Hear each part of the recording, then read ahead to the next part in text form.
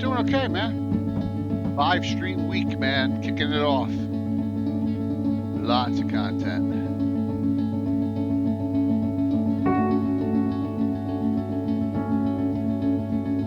Hey, Trigger.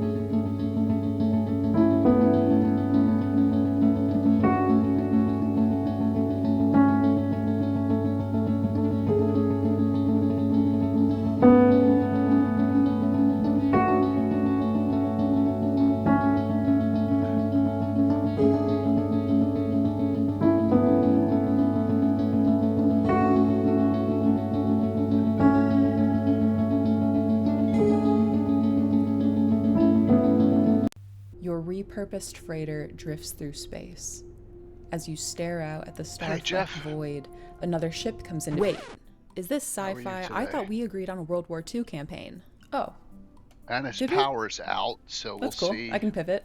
if he's able to get on. The smell of smoke curdles in your nostrils. Hold up, I thought we were What's up, prepping for Longshot? a zombie apocalypse campaign. Jeff, that looks like a different account. Alright, here's what we're doing. It's the year 3700. Humanity's elite fled to other planets long ago, taking with them all forms of advanced technology. Earth survivors scrape by with historic tools as weird phenomena plague abandoned nuclear sites. Witnesses report seeing glowing lights and the dead rising from their graves. And amidst the chaos, 3 strangers will meet in a dim bar. A veteran zombie slayer, a disgraced general out for revenge, and a space mercenary sent to investigate the power plants. Now describe your characters. How did you do that? I have the right tools for the job. Great news about the 24-hour stream. I will share that sometime today.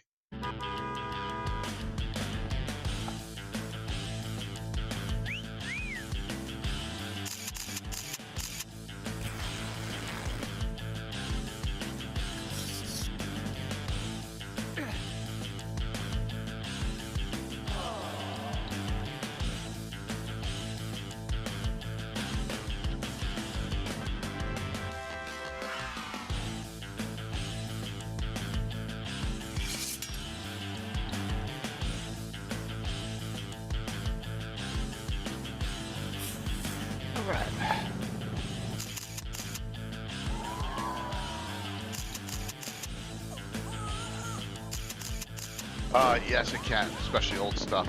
Hey, man, especially old stuff, dude. You need to be really careful. Yeah. A story once spoken is ageless. Yeah, 4 Succession War stuff, pre-clan era, early clan era. The curious are the ones ridiculous most amounts of money. courageous. The tree that endures has to bend. What's up, Josh? From stillness, the mad mage is stirring. Catalyst stuff's not cheap either, the but castle takes it's shape. a lot less expensive will test the than enduring. getting Unseen Marauder 2s. Will never escape. You know what I mean? Metal Unseen Marauder 2s, you know what Unseen Mech is? The ones that Robotech licensed. Yeah. Yeah, you do not want to.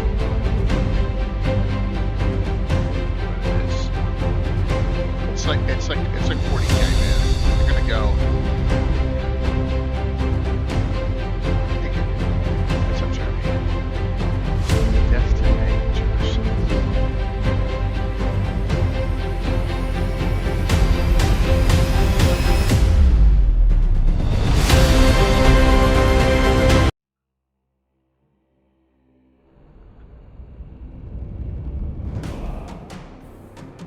See how long I'm solo. I imagine Mike will hop on.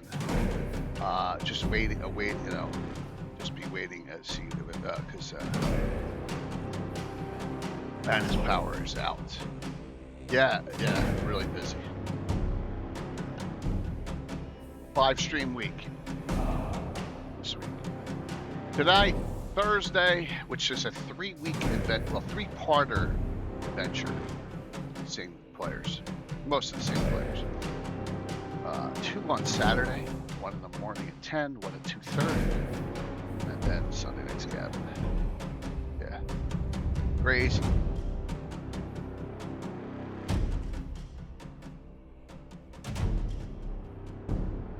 Nuts. POV, I had 30 minutes before my campaign group showed up, and I was totally unprepared.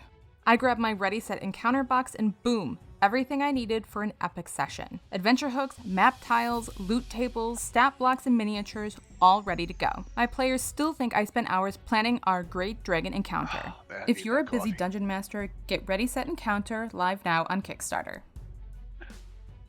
Yeah, me. POV, I had 30 minutes before my campaign group showed up, and I was totally Should be unprepared. a fun topic tonight. I grabbed my Ready Set Encounter box and boom, everything I needed for an epic session. Adventure hooks, map tiles, loot tables, stat blocks, and miniatures, all ready to go. My players still think I spent hours planning our Great Dragon encounter. If you're a busy dungeon master, get Ready Set Encounter live now on Kickstarter. Dragon, I have nothing from Catalyst at all. You know, all my stuff is all classic. You know.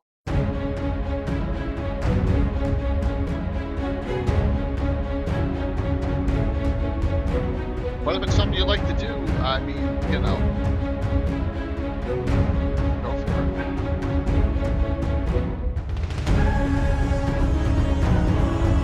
Nice. Well, custody meetings tonight. Yeah, 46 there, Josh. Is that mesmerizing you? 46 years of the campaign.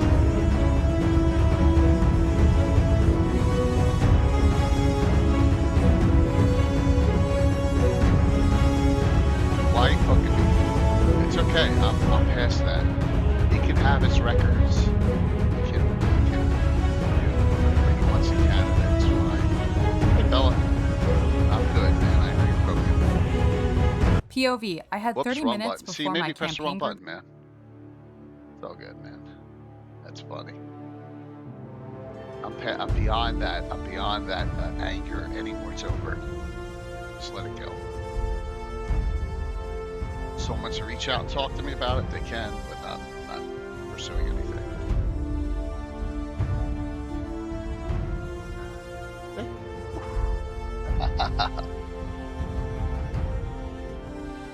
Boing.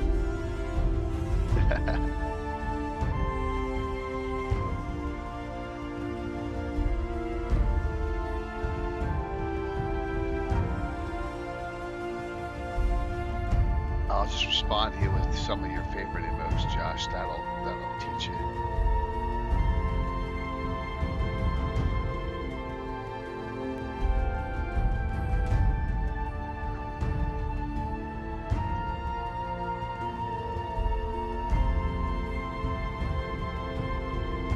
Wildlands on the side. Well, you're going to get some Wildlands kind of on the side on Saturday, Dale, at 2:30. We have Mysterious Tim DMing. And it's always, I have no idea what's going to happen. Cool. I just don't know with the ever mysterious. 3 years in the 80s? Oh, that's cool. That's a lot of time to get a lot of adventures done. Especially if you're playing once or twice a week. Said, I am short both guests. I guess Mike hasn't just logged on yet, and Anna's got her power out. And she just sent that to me right at 6:30 Eastern, so who knows when she'll get it back. Hey, McLeod, but that's all right. Mike and I can handle this. If Anna can't get on.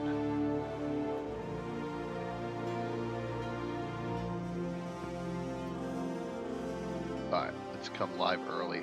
Why not?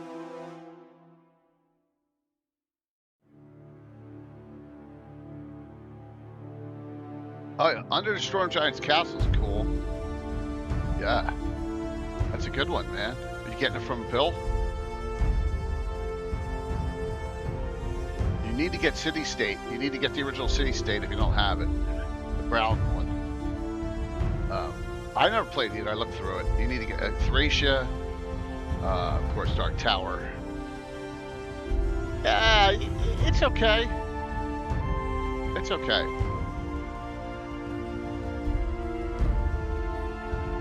Yeah. Of course, man. Of course. All right. So, oh no, we got the. I gotta go into the other screen, so I don't have the permanent reverb right now. It'll be smaller. That'll be much smaller above me until someone logs in. Nice. All right. Dun, dun, dun, dun. All right. So 6:55. Waiting for Mike to log in. Yes, to infinity. Um, and then we're waiting for Anna to see if she gets her power back. So let's share some things here. Um, Tomorrow night, unknown adversary with Tiffany, Myriad, Amanda, Gianna. Part one, they're playing 3 straight weeks. So we got them then, July 2nd, July 9th. 3-parter. This is the beginning part. Have a lot of fun things going to happen to them. Subterfuge and stuff. So who's meth dice? What is, I don't know what that means. Meth is the sealed fates, right? That dude. But who's show me the dice? That's Amanda. Upper right hand corner. So you don't go to page. You're not important enough to go to page, Josh. So you don't know who Amanda is. Amanda is the dice goblin queen of page.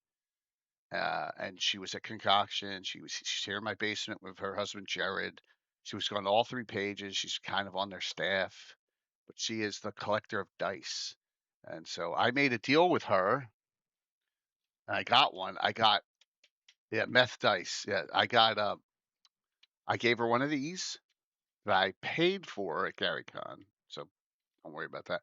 And she gave me a Holmes Basic box set dice set original. I put my box. That was the trade. So, yep, it was nice to her. She's great. She has some great characters. So that's show me the dice. Meth dice is fine if you want to say that, but yeah, show me the dice. Yeah. Empire of the Petal Throne. It's cool. Right. So that is first. Saturday.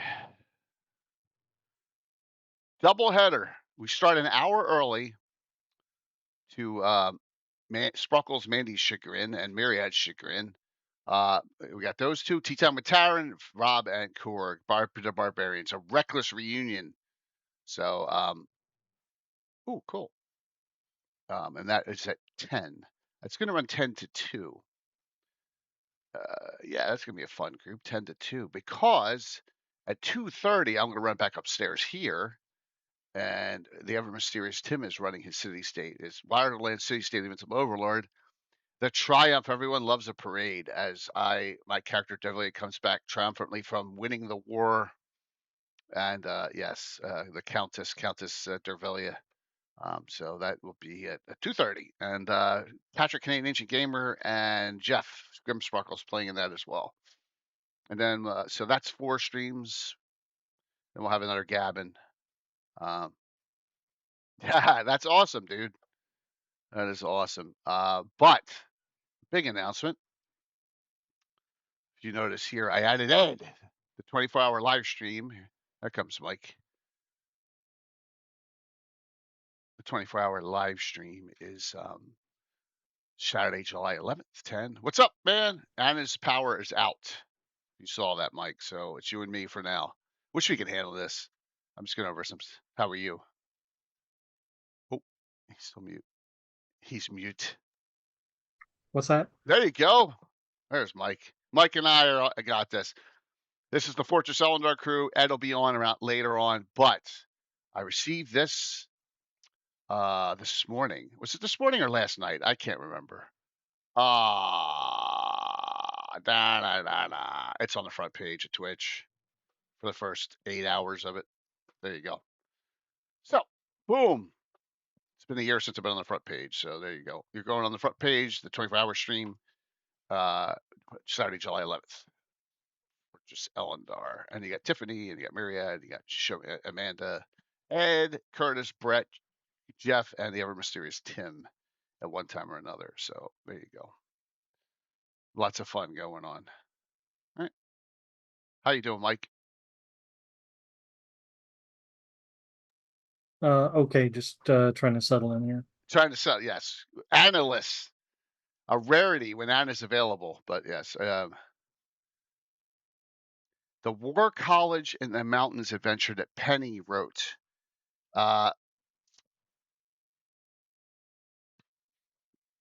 Skip's wife? Give me the title of it, because I don't remember the name of the title of it. And is it up here in the Abbor-Alz? Right? Because if you can remind me, because it's just yeah. So if it's in the Abbor-Alz, let me know. You can Discord it to me too. I probably have it on my computer. It's one of those 3rd edition ones. You know, all those ones that you could download. I think, because I don't know which one you're talking about. So the Yeah, he's got me Abbor-Alz. stumped. What's that? Yeah, I don't know what he's talking about either. Yeah, it's probably one of the ones that's that was in that 3rd. Remember all those downloadable ones like Black Rain and all those that there was a whole bunch of them during the 3.0 era. And it was either Skip or Penny writing most of them. There were some good ones. I still think they're downloadable to this day if you know where to go on the archive file. But like I'll just keep an eye out on my Discord to see if he has that. All right, so Tiffany's writing me something. So this area is chock full of adventure and chock full of history. Now, it could be some retcon history, but it's history, right? Some really good stuff. And I'm out of coffee. So, Mike, a favorite of yours in this area, is it the Soulm itself, the Empire, or, you know, what are your thoughts? I was once enamored with the whole Soulm ancient thing. Not so much these days, but I'm definitely at least after some research today, I'm more interested in the Abbor-Alz. Yeah, I feel like absolutely. I've always just passed through it. I've never actually sent anyone there. But it's very expansive, and there's, like you were saying, there's a lot going on. Yeah. I gotta find this. It's on the map. Yeah, absolutely, absolutely. So give me a sec. I gotta download it. Just play it safe, because I just did it. I did a thing on. It may be in a zip file. I have them all on my computer. Josh, thanks. Give me 1 second here. Yeah. So this is a really cool area. Lots of adventure, lots of things to do. Um, Thanks for that, Jeff. Oh my God, Josh. Holy shit, my brain's off. Give me 1 second here. I got to do it the old-fashioned way, and that is, let me flip the screen. Okay. So here's a question: is that where do you think that the Karen Hills end and the Abbor-Alz begin? I can never, get. It's like where, it's like the Karen Hills come pretty far south. It's like the Doom Grinder. The Doom Grinder's actually in the Karen Hills, not in the Abbor-Alz. Right. Yeah. No, I think the Karen Hills ends at the actual mountain hex. There's like the Abbor-Alz has like only like 2 or 3 mountain hexes. Right. And then it branches off east-west from there. I want to say the Karen Hills and that mountain hex meet because in one of the readings I did, it said that Graysmere is at the meeting point between really? Karen Hills. Yeah. And Graysmere's the one of the dwarven ones in Greyhawk So Setting box set. Graysmere is technically in the Karen Hills. Yeah, that's what I thought. But Dumadan is in the Abbor-Alz. Right, Dumadan, and what's the other one? There's a third one. My brain's off. Caracast? Caracast, yeah. So if we come here and let me go here, good point. Yep.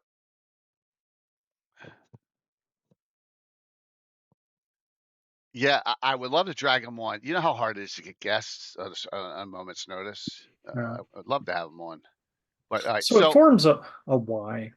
Yeah, so like notice that there's there's this demarcation line here, which I'm assuming is Karen Hill. This one right here, right? I'm assuming that's Karen Hills to Abbor-Alz, right? I don't know what else it is. I've never really looked at to see how Anna demarcated it. It has to be center. Yeah. Yep. So, oh, thank you, and thank you. Um, yeah.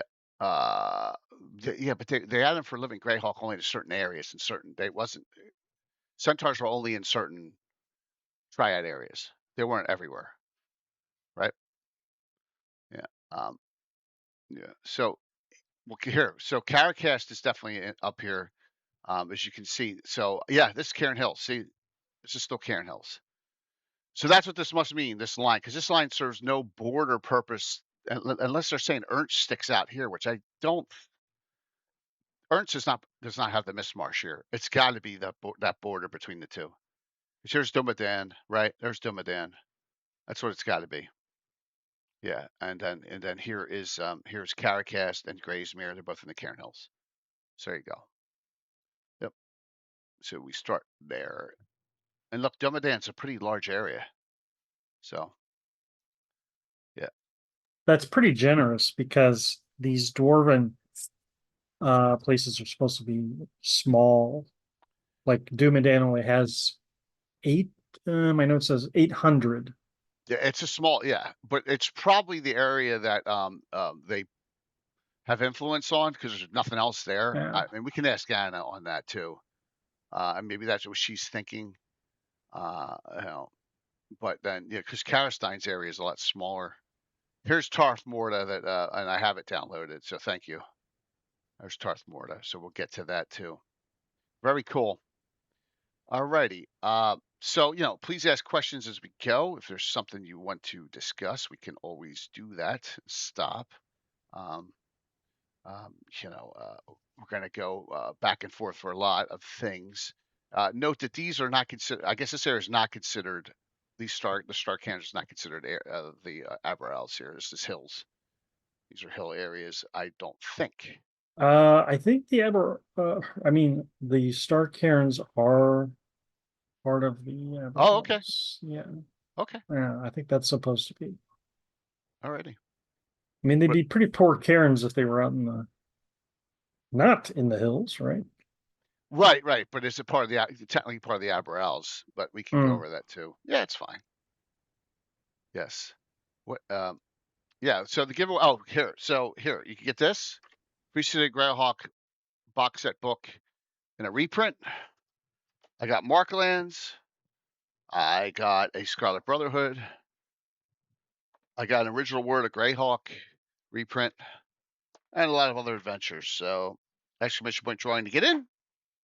We'll have some fun with that. And yeah, kicking off a 5 stream week. Yay. All right. We have a lot of references here. I guess I got to pull the start. I'm going to not pull the start cans out unless we need to. But I have the following books. Yeah, right. Here's the Tarth Morta. I have Rary the Traitor.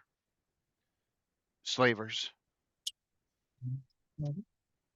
Dungeon number 98, which has Creighton Broadhurst's article. Let me go down to it in the back. Here it is. Yep. There you go. It's an update. So, and this is special thanks to Stuart Carrickton and Paul Luby as well. All right. So there's Into the Bright Desert. That's the web enhancement for it, and then we have the campaign book Greyhawk from the Ashes, which has the Abbor-Alz in it as well. So we got a lot of options here to go to. So you got any place you'd love to start? What do you think, Mike? Where'd you like to start? Well, yeah, From the Ashes is definitely my favorite resource for all things Yep. Abbor-Alz. All right, so let's hit that up and go to page 31 here. Take a look, see what we got here. So note the following, that this is, in my opinion, some of the best writings of Sargent, because of all of these rumors, tales, whispers, which you can incorporate right in, and they're like in every section. Every section has them. And so I think that's it for the Cairn Hills right there. Yeah. Or is that Fencer's Tower? Yeah, it's Cairn Hills. Yeah. Nice try, Dale. Yep. Good retraction. Vivid. Yeah, published. If it was never published. Plus, it's on the damn wrong side of the map, dude. Just kidding. Look, if things would have been different, you never know. I mean, I did venture an ID a couple times with Tim, but we never got past that. So, all right. So as you see it says here, farther east, where the Duchy of Orange still rules them as they pass into the wooded hills of the western Gamboge. There are richer deposits of gems and metals. So what they're talking about is this, as it hooks around, right? I guess I don't see it anywhere near the Gamboge. That's weird. I think they meant to. I think that's a misprint. Oh man. I think it's a misprint, isn't it? I think they meant to sell it on. Did we just find a misprint in here?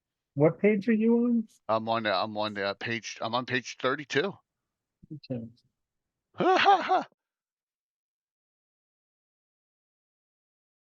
Wow. All right, because there's little value in the Abbor-Alz regions ruled by Greyhawk, the former border of Ernst. It's not heavily patrolled or teamed with border guards.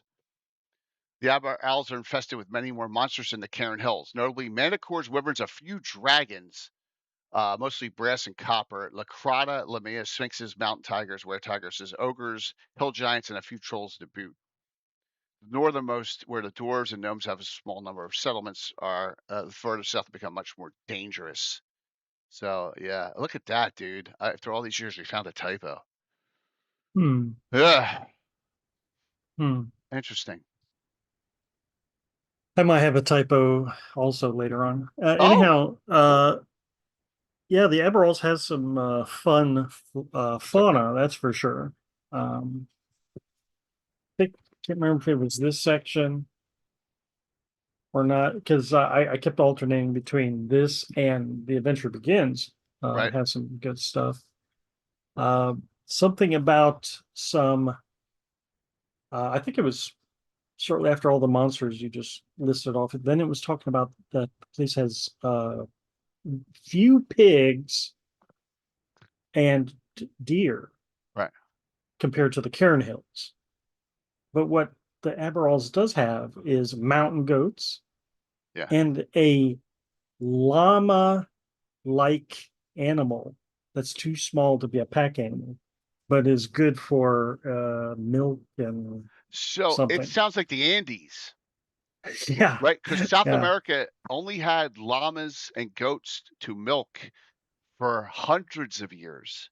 They were the only yeah. ones that they had. They didn't have sheep. They didn't have cows. None of that in South America until the Spanish came. So So I'm wondering if it's yeah, supposed to have its own unique Greyhawk name or it's just a llama. but that llama What do you is say? yeah. It says here, small llama-like animal is too Yeah. small to Okay. be used Yeah. as noted. Monsters are more plentiful than the Cairn Hills. Yeah. So, but it doesn't say specifically, and that's the first time. Right. Lee just taught me something. I never even heard of that small Yeah. llama-like creature. My TNC animals has llama-like Llama like animals. yeah. The new canon. And then I read elsewhere that the Abbor-Alz also has hunting hawks Okay, that can get little things like rabbits and whatnot. very cool.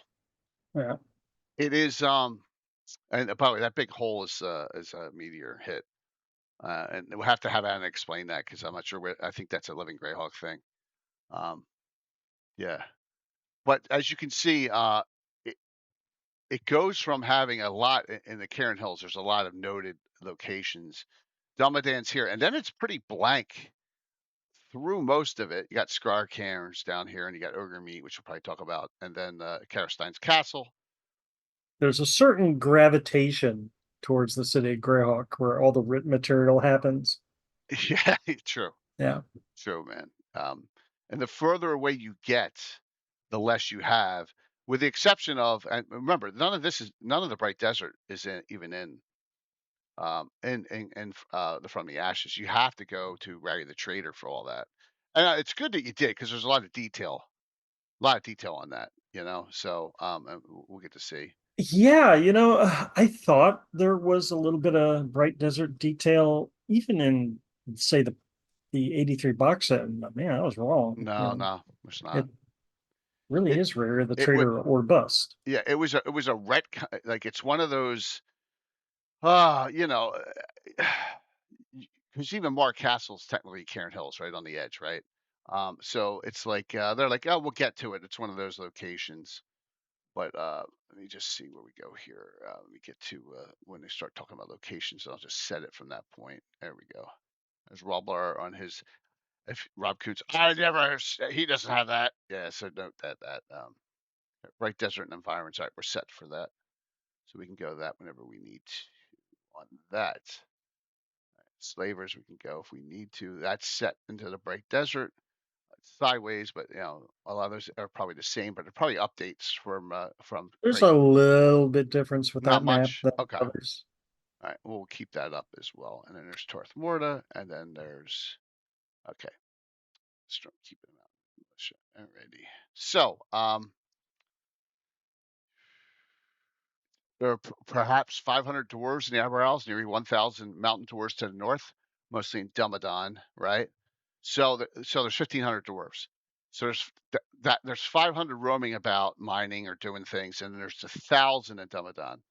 So that's the biggest demi-human location you're gonna find. I have killed a bigger one. Oh, Kelwatoan. Cool. Yeah, and in the old box set / folio, it's I'm trying to think here. I can't remember if it's the Bright Desert or the Abbor-Alz part, but like demi-humans. The number. Maybe I'm thinking of the Bright Desert, Right. not the Abbor-Alz. The Abbor-Alz, okay, this is the part I always had to wrap my head around. The hills have Flan barbarians, and the Bright Desert has Sewell nomads. Right. So like this area has Flan. Yeah. This area has Flan. Right. But this all has Sewell nomads. Which is the opposite of what you would expect given everything else we know. Thanks, Dale. Yeah, that's a good point. So and Sulm, I'm assuming was Flan, right? Uh-huh. Because it's so long ago. I mean, right. Sulm's like 1,000 years before Vecna. Is that correct? Oh, I don't know the timing on that. Yeah. It's an old kingdom. I mean, even if it was, but there's a line I found in the guide. Wow. that said, I had to write this one down. It said, since the beginning of recorded history, we're in reference to the Bright Desert. There was shoot, I'm trying to think here. The way I'd have there was to look a kingdom here. There was something here. No, the way it was written, it said before the written history. I think it implied that there was nothing there. Oh. Check again. I could be way off base on this one. I jumped the gun. Going to the Bright Desert. Okay, Bright Desert says, since the beginning of recorded history, the Bright Desert. Let's see. It says has intrigued and challenged mankind. The dervishes. Oh shoot. Take your time. Oh, sorry, guys. Anyhow, what it implies is, I think when that was written, they didn't. It was a natural desert. That's what I'm trying to get around to. Right. That's So what I'm you're trying saying to it wasn't out. Right. Yeah, there was no indication that this is a magical catastrophe. It says since the beginning of recorded history, this is what the Bright Desert's about. So they're implying it's a natural desert and always has been. And so I thought to myself, well, then Psalm must be before recorded history, or at least before Iridian history. Right. So it's got to be. Yeah. Vecna era then, right? It's got That's to be that. that's my Yeah. long-winded way around it. You All know, right. it Okay. might be Flan history, but a lot of that Flan history has probably been destroyed, like Solom was. There you go. So Sam Yeah, says Soul conquers Atar around negative 2000 CY. So it's about 1,000. So it's about 800 years before Vecna. yeah, yeah. Yeah, yeah. So Soul is around for 1,200 years. It looks like. So when the migrations happen, they assume this desert's probably always been there. Right. Okay.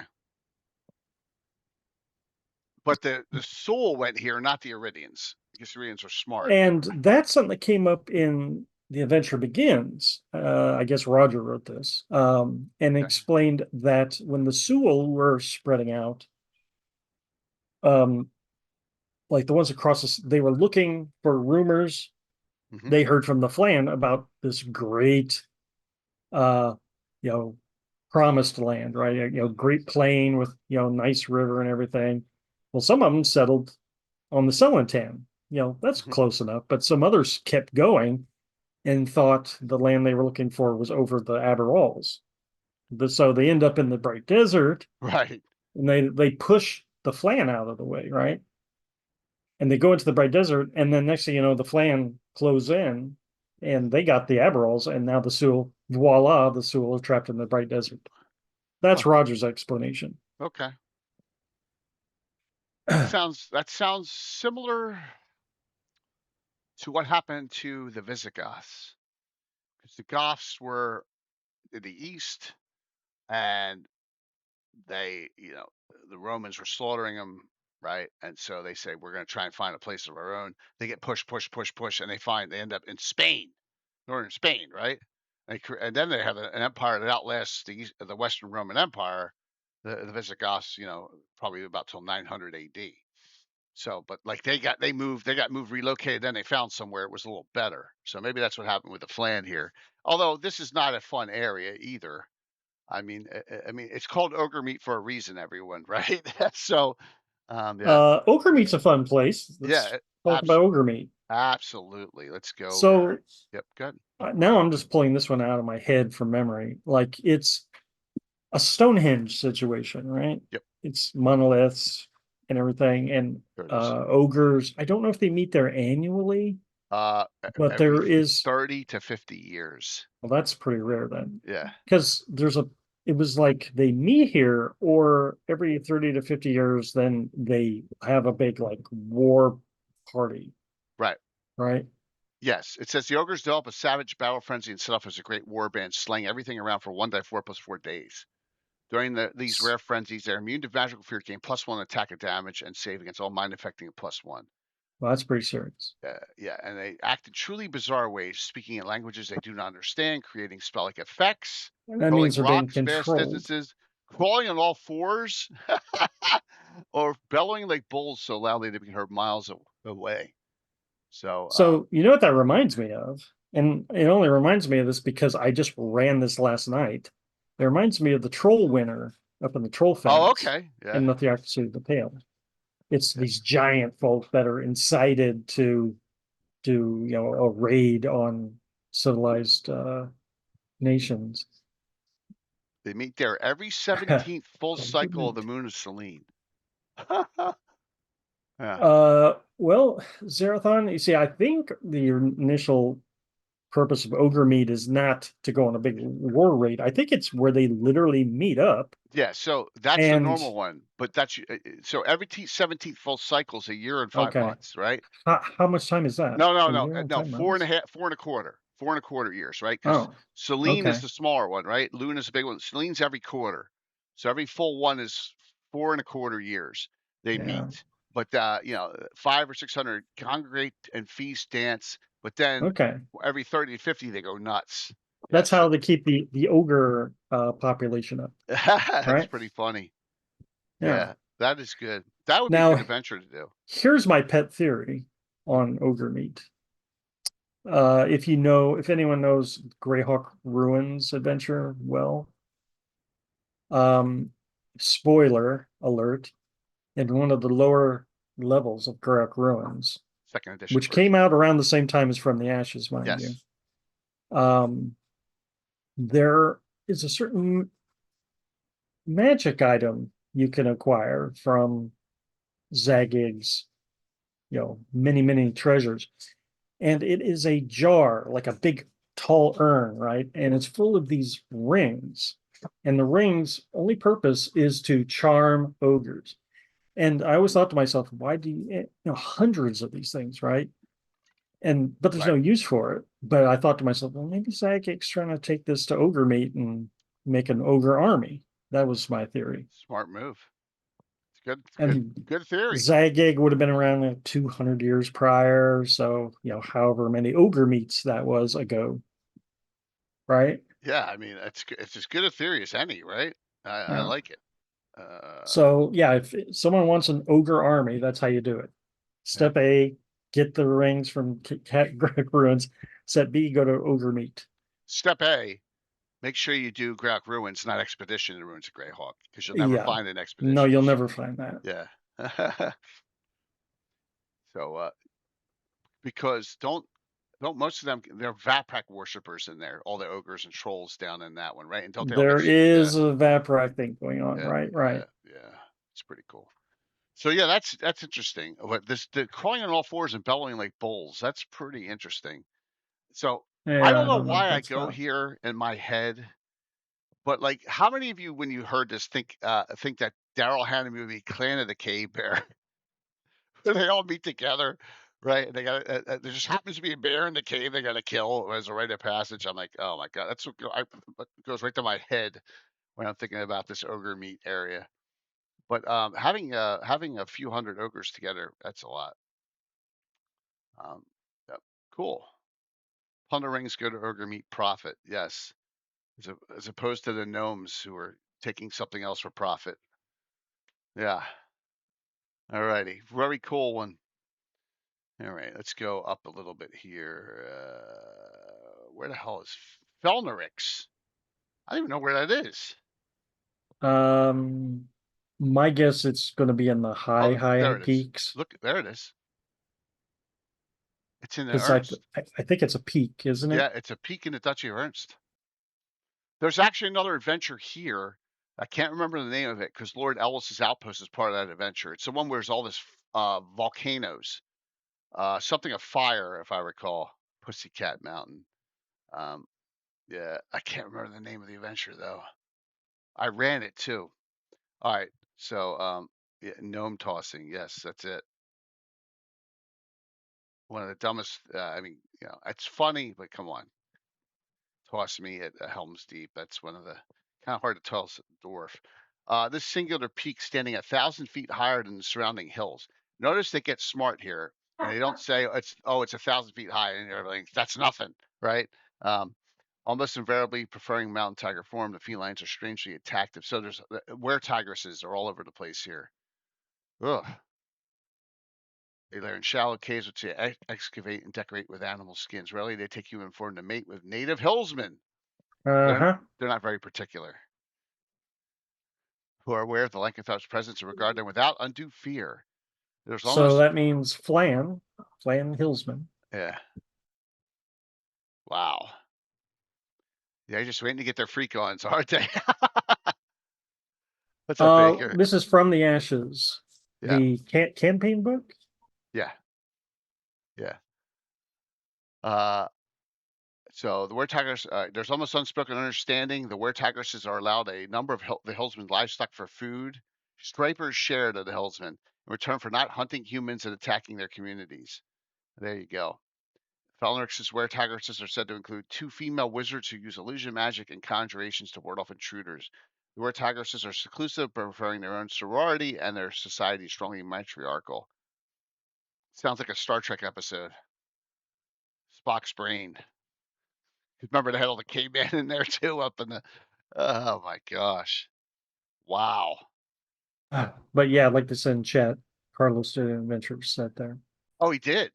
Oh, was a for Patreon. yeah, wasn't that the one that he did for Leopard, the Jaguar Leopard fundraiser? Yeah. Yep. Yeah, the Yep. dice. Yeah. Very cool. Yeah. Ask him in his Discord. He'll likely hook you up. Yeah. Very cool. Yeah, that was a neat adventure. It was a neat adventure he did. It was cat rescue. Like I said, Lord Ellis's outpost is in an adventure. If I remember it, it had to do with some volcanic activity in the area, a lot of fire, and I just don't remember the name of it. But that was where that was what their outpost is from. So Volcanic. yeah, there was a lot of fire involved in it. And I can't remember. If someone wants to try and find it, it's in a dungeon.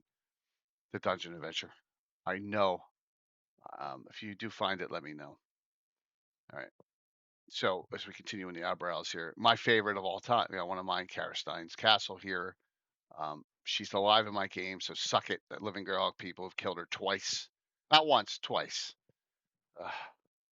Yeah. So you talk a lot about Karastine, so I took it upon myself to read about her a little more, and yeah, good. One of the parts I thought was kind of neat was in her hall, she has the mounted heads of 2 blue dragons, a red dragon, and some wyverns. Yep. Pretty impressive.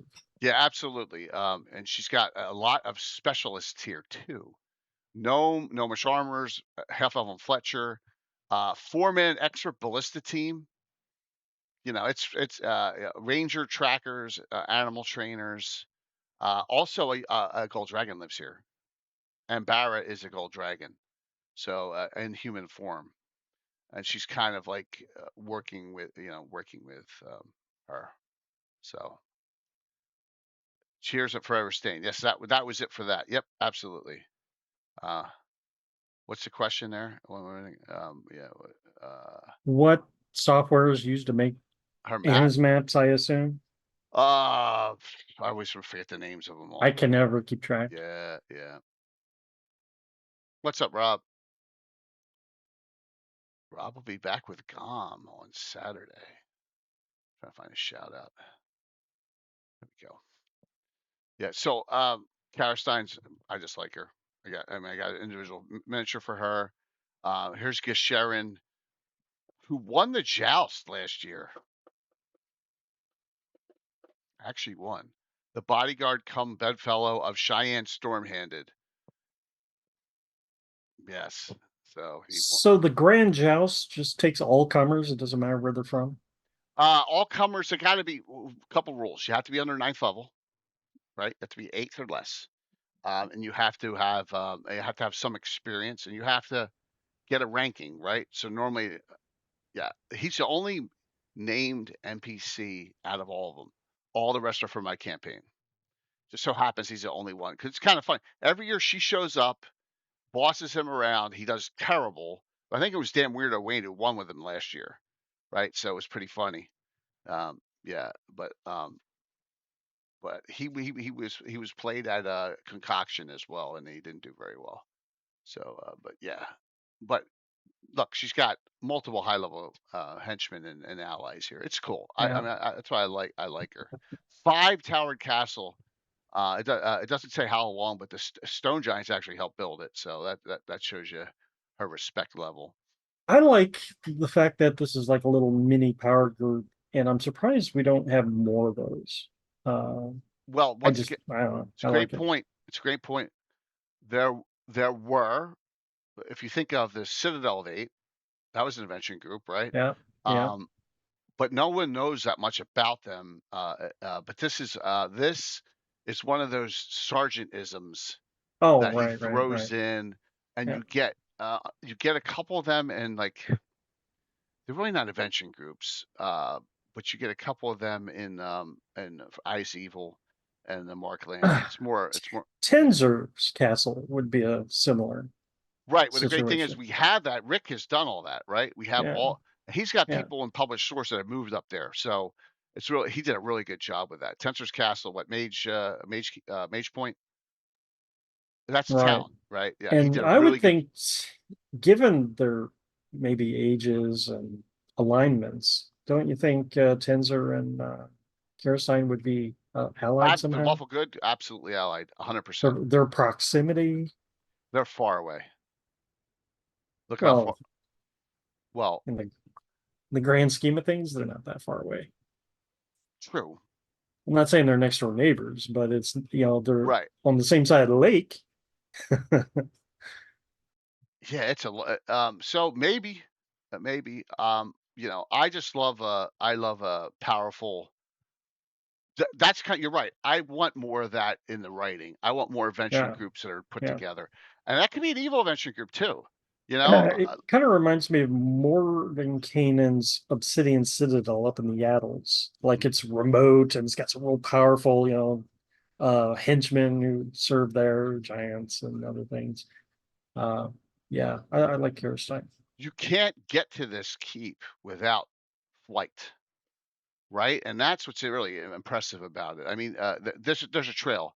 This trail is like, who in their right mind is going to take this trail? From Zarak, which is in ruins, down through the river valley here. You're gonna get ambushed 100 times, right? Out through. Yeah, you're right about the hazardous of it. I was reading in the guide today, the Mhm. guide, that they use the word precipitous in relation to the Abbor-Alz and said that it's much too rough to get an army through. Yeah, absolutely. So yeah, good place to build a castle, I suppose, if you want to Y- be left alone. Well, she's there. She's there for a purpose, and that's to oversee baddies, and then of course Rari, and maybe that's why she gets Well, destroyed she was there twice. before Rary, right? Yeah. Yeah. Yep. So when Absolutely. Rary moved in, she was probably like, Per- alarm bells are going off and she's freaking right. out. And they obliterated her. One time was Rari. I don't Hmm. know if it was both times, but yeah. So Dale would know. But Yeah, I'm not up on the later Rary adventures that Creighton and them let's see if I did. can find this one. But this is an interesting location here, nearby to her. And I did an adventure here not that long ago where the group actually flew in. They took the Storm Keep Mountaineer Militia. They did a mission out of Greyhawk. They flew them in, and they flew them to Karstein's castle. And then they did look this little fertile valley right here, Marstafel, right? It is. You got the waterway going in, and so and I never figure out which way the runs. I guess it runs both ways into the little lake here. I'm not sure, but that is a really cool place. Let's go to that. It's right here. The Mars. semi-permanent Yep. camp of nomads. Yes, Hillsman. That graves livestock and harvests tubers and bitter berries used to make powerful wines from the small, spiky bushes that throng the lakeside. There are a few Nice. fish in the lake. So this is, the hillsmen do not trust outsiders and don't even trust those they do not know through ties of blood and marriage. It's not a welcoming place. So I had it that it was trying to be taken over by a group of, I think it was trolls and ogres that were attempting to, and Karstein asked them to go down there and save the hillsmen. So yeah. Yep. Cool, a cool little area there. And then the Yeah. hillsmen are like, "Oh, thank you, now leave." I remember one of Alan, of course, gets pissed by anything, was angry. He said, "We just saved your ass." They're like, "Okay, now leave. We don't want you here." Gold star. Yeah, yeah, yeah. You got a gold star for it. Yeah, cool, Sparky. It's all good. Yeah, that's another area. So let's see what else we got. Go through the eyebrows area. All right, so it does talk about the star cairns here. It says the fifth star cairn's never been found. That's bullshit because So I everyone's running picked up adventure. Star Cairns today, and I was already like information overloaded. And I looked at Star Cairns, and my smoke's You, coming out my ears. I'm like, nah, I don't want to read it.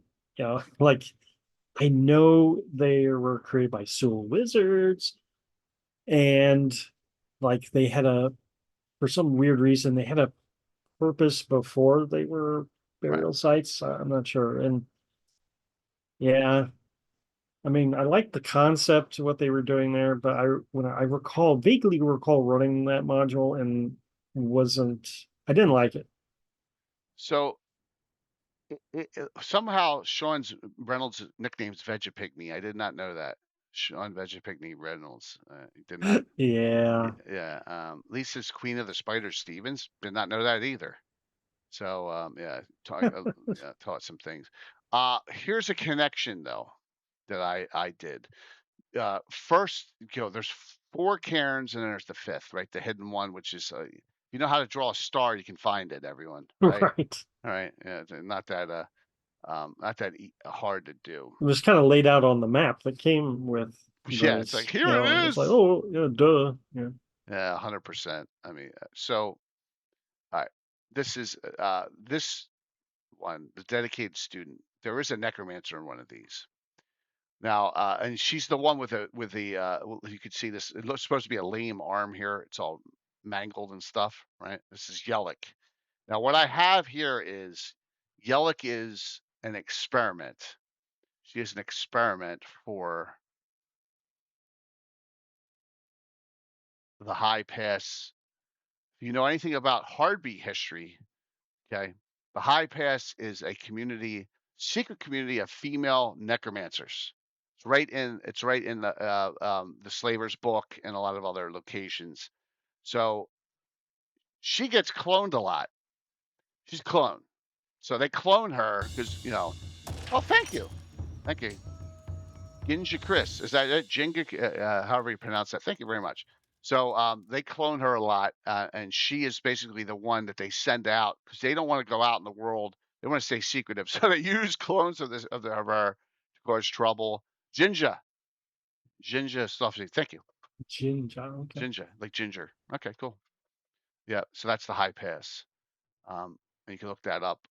They're always so they're always running. Some days you'll just see walls of zombies coming down the pass for no reason. So I guess they take their dead and they want to get rid, and they animate them all and they send them down to see what havoc's going to be caused down. So right, no, you get the idea. But that's how my connection with Yellick. She is their experiment, and they clone her all the time. So they're always running. I think they run her 4 times. So yeah, yep. Yikes. Ah, It's almost Marquesa-y. almost, yeah, exactly. But for a Yeah. necromancer, yeah, yep. So good to see everyone tonight. Anna is. Let me see if I can get an update here. Let me go to Anna update. Her power went out a half hour before. Oh, A half hour before. So Intrepid, good to see. She is in California. Who knows when it's gonna come back on? So second time it's happened in the last week. I keep getting thunderstorm alerts, but I look out the window and it's clear as day. It's very nice here too. It's a beautiful day here today in South Jersey, everyone. Yes, I live in South Jersey. So note that out of I'll say this. Out of the 3 adventures, and this is a trilogy, this is by far the best. That's not saying much. Yeah, I will give you that. Because the Crypts of Right. Lizardry the Mad will drive you crazy, literally drive you insane. I'm a big Lysandrid hater. I would almost put Doomgrinder above that. Yeah, and Doom Grinder is the 3rd one. You know how much I hate Doom Grinder. Yeah. So yeah, you're right, Mike. It's close because the Doom Grinder makes me laugh. It just like, okay, it's a big cylindrical thing with a spinner on it, Yeah. and the Darrow or whatever made it. Yeah. Oh my God. So, well, yes. Like we could do a stream of reading all the puzzles and riddles from Lysandrid, We'd have and about 12 viewers. everyone would leave, Jay. You'd have 0 viewers. Yeah, Darrow run a sandwich shop, exactly. Oh my God, yeah. The Doom Grinder, yeah. So, but this one is the best of the 3.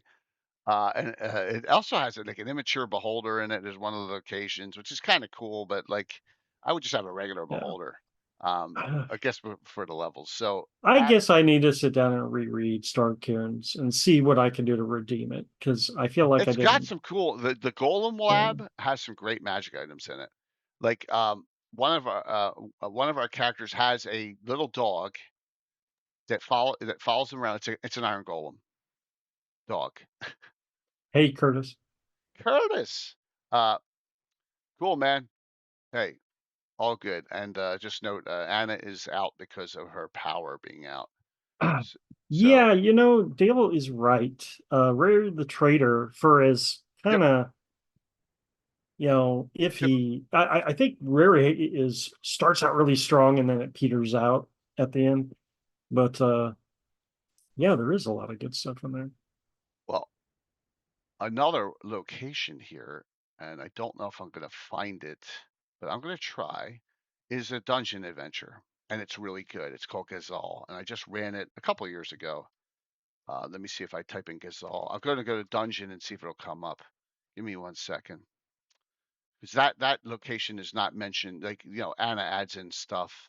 And if someone else finds out where Lord Ellis's outpost, what adventure of dungeon that was, um, and I think that's a little bit. I think that's third edition error for that one. I want to say Gazal's first edition. Dungeon 98. Because it's mentioned in dungeon. All right, so that's no. Damn, I don't think it's in this one. It can't be in this one. Oh, it's probably mentioned in the Living Greyhawk one. Yeah, it's not. Definitely not in this. Hmm. No, it's in the Bright Desert. It's in the Bright Desert part. Yeah, I'm not going to find it, but it's in probably the first 30 dungeons if I recall. Here. Oh, I can do this. Let me go on my machine and type in Gazal. I may have it. Ghazal. Well, it's in my adventure logs. Breast of Greyhawk Dungeon Magazine 200. Definitely not. Let me go to my D one and see if it's here. Ghazal. A picture or something. There we go. All right.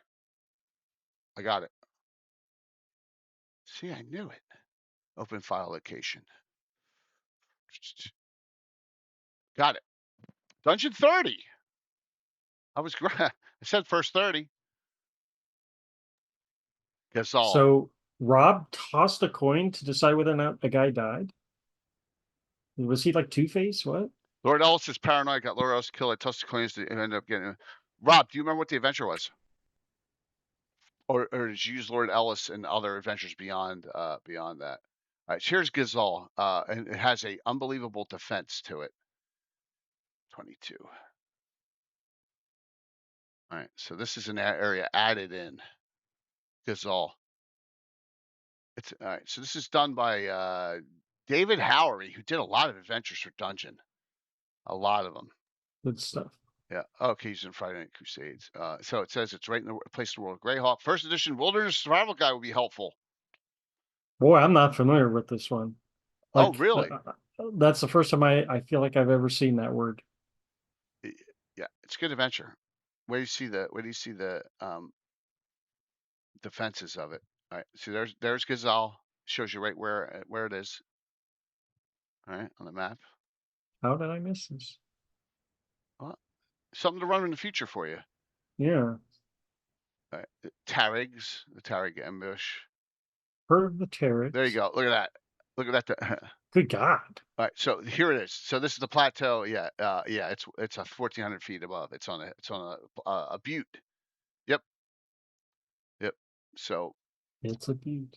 yeah, got a lot of gargoyles. There's the keep. I want to say it had an ogre mage running it. Death dogs. Hierarchy Sphinx. Who was the head of this? It was Yusuf. What was he? I think. Oh, it's a Tari. It's a Tari chief. I could have sworn that there was a ogre mage in here too, but maybe not. And look, a Boudica. Yeah, is it on there? That's a great map. That's from the ashes. This thing is very fragile. Like I feel like it could fall apart in my hands right now. Yeah, a lot of those could. No, I see the Star Cairns. Yeah, no, no good all. But No. so yeah, he decided it was time to do something about like throw Good stuff. Oh, okay. But Lord Ellis is in an adventure in dungeon, and it's a one. It's a one where there's you got to go to a mountain, and there's all this lava. I can't remember which one it is. It's gonna drive me insane. So yeah, but here's Gazal. So yeah, cut the slaver slash or fall beneath it. All right, and that was from what year is this? What year's Dungeon 30? 1991. Huh. Yep. 91. Yeah. this is a good. I mean, this was a good. Findor's Legacy. That's the guy on the cover. That was a good adventure too. So, Elminster's Back Door. Ed is still having fun back then with the double entendres, right? By Ed Greenwood. Before you try the door, ask yourself this: am I feeling lucky today? Oh my gosh, Ed. Even back then, 35 years ago. Oh my god.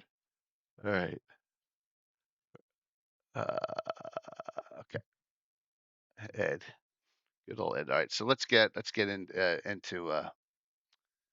into this wonderful write-ups from our friend over there. And remember, we had the writer of this on about 2 years ago, I want to say. He did a lot of Battletech stuff too, which I was shocked. I did oh my god, Anthony Pryor, right? Yep. Yeah. So and he said he was given a point he had to do, and he went with it. So all right.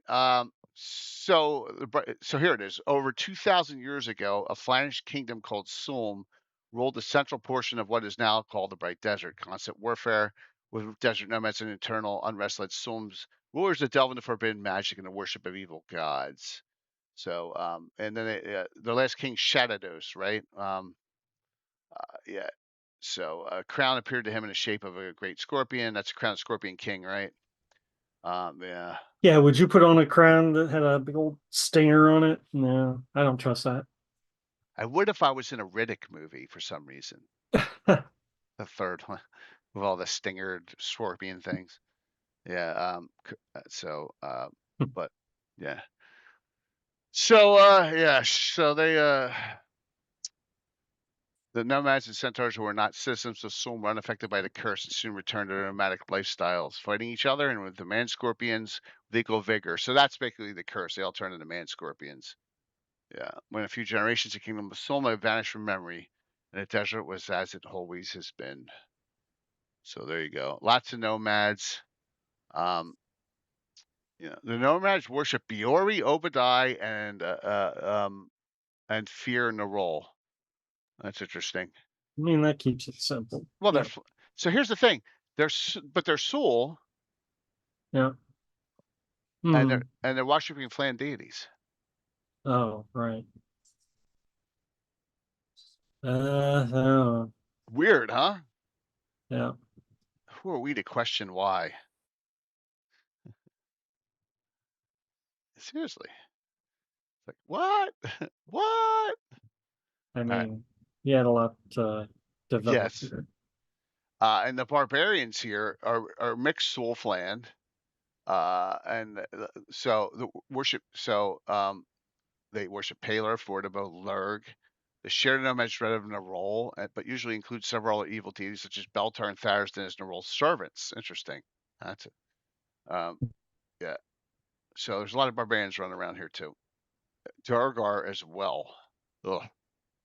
And then you have your desert centaurs, and they are highly civilized. Yep. That the centaurs was one of the things that I was definitely keyed into back in the day because they were around before it was a desert. Oh, okay. The curse only affected the Flan. The centaurs just go on, life as usual, just adapting to a new climate over the millennia, right? Right. And but yeah, them centaurs were around back when Solon was in charge. And so whatever, hatred or otherwise they have to Flan, I think it was deep seated. Well, they come along and they screw everything up, and then of course they go away themselves, and they're like, "Ah, these MFers." So and then so that's why they it says here a hand-picked group of centaur servants of the king's personal bodyguard. The descendants of racist centaurs once served the kingdom of Sulm, right? Yeah. So, everything was nice and cozy until you curse the entire kingdom. And here, today's Rari's agents constantly approach the Centaurs, offering them employment and alliance, and Rari realizes they will make near invincible allies. So far, remembering the death of Shadowdos's empire, the Centaurs have rebuffed all of Rari's advances. So there you go.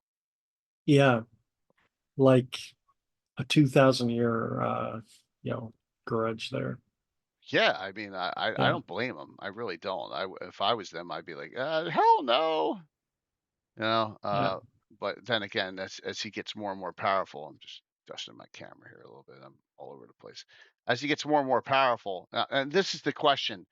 I don't know anyone. And I'm not talking about Living Greyhawk. I don't know what the hell they did in Living Greyhawk. How many of you in your campaign honestly did an expedition, did this adventure, did this expedition, and went and took Rari out? I'm going to bet you it's less than 1%. Yeah, I agree. Uh, It's actually one of my. Again, I don't know what Living Grog did with it. I'm giving kudos for even coming up with a storyline, but I feel like the official published stuff ignored Rary the Trader right after it it came did. out. It did from that point on. Uh, Yeah. so a quick sidebar story. I've told this a couple times. Walt, he has a character, Lena, one of the actually had a relationship with Kazumba after he was a widower, and he's like, she's crazy. I could get rid of her. So was good line now is like true neutral, has a place in Greyhawk City. She's in Greyhawk City thinking she's Majesty. She thinks she's the ultimate shit don't stink character, right? So she goes to the circle. She goes to the circle. This is right after in our game, Tensor and Oleg were killed, and she's like, all right, well, you need new members. So what's it going to take for me to join the circle? And Mordenkainen says, that's no problem. You're in. All you have to do is bring me back Rari's head. And then she goes, Oh, geez. and she's like, I don't think I want to join. And she just left. That was it. So It's like, oh, you want to go back to yeah, Kansas? Just get me the Wicked Witch's broom or whatever. yeah, going Yeah. wild. That stuff. Yeah, going wild. Um, yeah, the Living Greyhawk Rari the Trader stuff. Yeah, okay, that's all right. Those Brits, those Irishmen, they go crazy. Sometime it's all right. It's all right there, Sam. But like, yeah. So good old yeah. So notice no one said that they have killed Rari in chat. So yeah, it's like a 26th level, 27th level mage. I had built Rary up to be such this untouchable Yeah, badass wizard that my players would never bother him. I never needed stats on the guy yeah, same here. because you just talk the guy up so much. And it's like, who wants to go into a desert that's thousands of miles wide Yeah. or whatever it is, hundreds and hundreds of miles wide? You're in foreign territory. You don't. You have to have special. You better make sure you get water. You're not wearing Fremen suits, right? Or anything like that. No one wants to do it. So he's like in the best defensive place. The Robbler thing. I know it drives Rob Kuntz crazy. That he can't stand it. So a lot of I did Greyhawk Wars before there was a Greyhawk Wars box set. right I ward the Flannis 2 or 3 times over, and the Bright Desert was never touched. something up for grabs. Right. Yeah. It just is so out of the way. But that's okay. That's okay. For a place that you think you're safe, it's a good place to go. It's a good place to go. Yeah, getting to the desert. So it says the only direct route through the hills winds through the Abbor-Alz south of the Duchy of Ernst, is known as the Knife's Edge Pass, and that's what's on the map that we already showed. So, and that's this pass here. Yeah. So, yep. All right. Just getting some. I'm sorry, I just got a response or something. Okay. All righty. Now, Right. one thing that's interesting about the Rary the Trader, is Anthony Pryor, right? Yeah. He names. This is just minor. I like the geography of in World of Greyhawk, and he gets to name the hills within Right. Like the Brass the desert. Hills, The Brass Hills. the This Far was a Hills. place that did not have a name Yeah. before, Yep. and I thought that was pretty cool. Yeah, and like these uplands of Unath, I mean, he's got some names that really sound almost Right. He didn't. Egyptian. Yeah. It's almost like he didn't use anagrams of all his family and friends. True. Absolutely. And he uses a lot of deities like this just dies spring, right? So he's got some oasis, he did pull oases out there. There are a couple, but like let's go through some of these locations. Why don't we here? All right, hold on one second. Boom. All right. Man scorpions are pretty nasty too, everyone. Yep.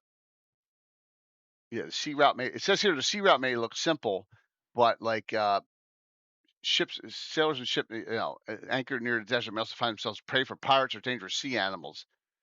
Plus, you're going to get run up on shoals and stuff too. It's very dangerous, very very dangerous Right. on that side. I remember it you got the air coming off of it. It's yeah. Well, speaking of the weather, the Hmm. Bright Desert, this is something I think I got from The Adventure Begins. And it says that the Roger writes, the dust storms that go through the Bright Desert cause hazy conditions, yellowish skies in the northern wild coast. And that sand ends up, all over Yeah. places like Safety and Narwhal, whatever. And I thought, I never thought of that. And I thought that was pretty cool. I Well, just read that today. if you know Africa and it comes off the Sahara heading west, um, there's not many like Tristan da Cuna's there and a couple other islands. That's it, and they get hit with it. But most of that most of that never makes it, or it makes it. It's dispersed by then. But like yeah, and that's where hurricanes start as it comes off, and that's another thing you got to think about off of this desert and stuff. You're going to get a lot of different spinning vortices and things in that area. And I'm not saying this area probably should have a lot more heavy rain than it does. Because rainfall. I think it would get blasted a lot on that, and maybe it should have more vegetation. But hey, it's the way the map's written, right? So, yep, it's all This would be the part where Anna jumps in and tells yes, us and all I about would that say stuff. you're wrong. Darn it. You're all wrong, but that's okay. All right, let's go. Let's go discuss some things here. Look, we're halfway through without Anna. Hopefully, well, maybe Anna will get back on, maybe not. All right. So here's a lot of the Yeah. things. There's bandits out here. It's a haven. Durgar, barbarians. What the hell's a steeder? Steeders are Duergar spider-like Oh, mounts. cool. Good job. Did not know that. Ogres, giants, trolls. Here come Rary's patrols who have horse. I don't know how they have horse out here. Well, he brought what Rary Yeah, brought a bunch of Panem horsemen with him. the Paynims. That's right. The Yeah. Paynims. Yeah. Okay. Yep. Infantry, nomads, man scorpions, 8 hit dice. Oh, desert centaurs, nomads. So to say this is a dead area is incorrect. It's a dead area for civilization, but it's not a dead area for life. So see you, Curtis. Yeah. Hope things are good. Which is more dangerous, the Bright Desert or the Sea of Dust? Sea of dust. I think Sea of Dust. Yeah. Well, yeah. I think in the There's sea of not. dust. I think in the sea of dust, you could walk 50 feet forward and you're never seen again. Right? No, I mean you could Right. sink right down and no one will ever Yeah, find you. that's true. Yeah, I think it's that deadly. Remember that scene in Mad Max Beyond Thunderdome when they're out there and they all get sucked right down into the sand. I have a feeling that the Bright Desert, I mean the Sea of Dust is like that. That's why I think a lot of people don't go adventuring there. Yeah, that's just That's a true. guess. That's true. But yeah, I think Sea of Dust is way more deadly. And there's ancient. Well, there's ancient things here too, but I don't know. I'd say they're both probably equally hazardous, but people, places, and things. Let's take a look here. Hey, Let's good take a, art. That's yeah, Ken Frank art. Yeah, Ken Frank. Yeah, absolutely. All right, Dagger Rock. Sharp, ugly formation rising out of the desert, surrounded by acres of broken rock and rubble. So it's also harbors one of the most powerful individuals in the Bright Desert. Volt, a 1,000-year-old blue dragon, and it's a worm too. It's not. So that's Ooh, even worse, right? that's one of my favorite parts. I used Volt Yeah. more than once. Oh, Yeah. cool. And he's still Yeah. alive? Oh, this is like Okay. three or four campaigns ago, Jay. Yeah. I start over, unlike you. Got it. Yep. Look, he's got. Wait a minute. How the Equalizer Grand? So it contains several nodal. The Equalizer Grand Marsh, That's from Greg Adventures. and that appears though. Wait a minute. So that is in Expedition Ruins of Greyhawk. It gets found. Oh yeah. Yeah. Oh, damn. Yeah. And so is the Amulet of the Cairn Hills, that's not that's not a unique item, but I love that item, the Amulet of the Cairn Hills. They get that out a lot too. So, yep. So Rari's no fool and decided not only to Volt survive his final confrontation, but it currently lives in Rari's new kingdom. So, put a pin in this one yep. for a little bit later, Jay. But I forgot to research this. But what magic items are set in the Bright Desert and Abbor-Alz? Come back to that later. Keep going. Okay. Isn't there an amulet? I don't know. I think there's an amulet of the Bright Desert. I could be wrong. We'll take a look. Yeah, good point. Fool's Rest. The opinion of Abbor-Alz barbarians, only fools would rest here. That's an ancient chimera. Oh, jeez. Yeah.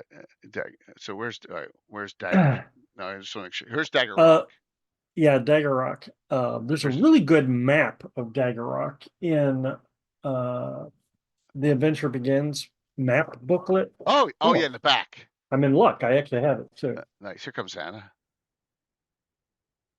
Power back. Yep. Yeah. It took a while. Yeah, that's a good map. That's a good map. Of Dagger Rock. Rock. Yeah. Yeah. That is a good book actually for this discussion. Yeah, because it also has the one we mentioned earlier, Ogre Meat's on here. Yeah. Yep. Welcome in, Anna. Anna never made it. Thank you. Anna never made it on. Her power went out right before.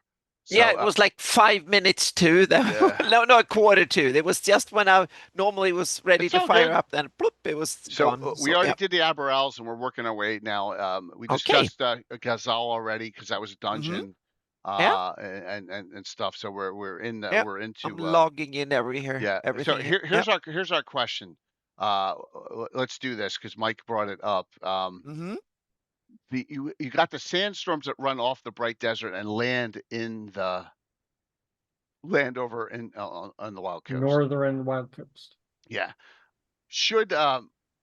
Should there be higher rainfall totals on this side on the coast because of that? Kind of like in Africa.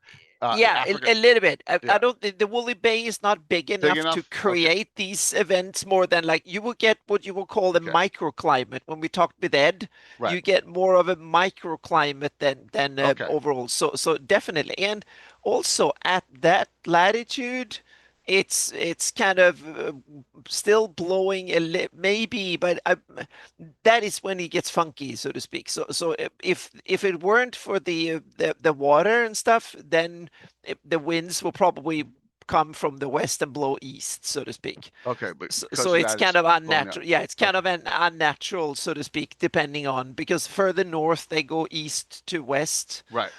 So it should be the other way around, but. On the other hand, you have huge mountain ranges in the west, and you have the water that kind of screw things up a bit. Okay. Yeah.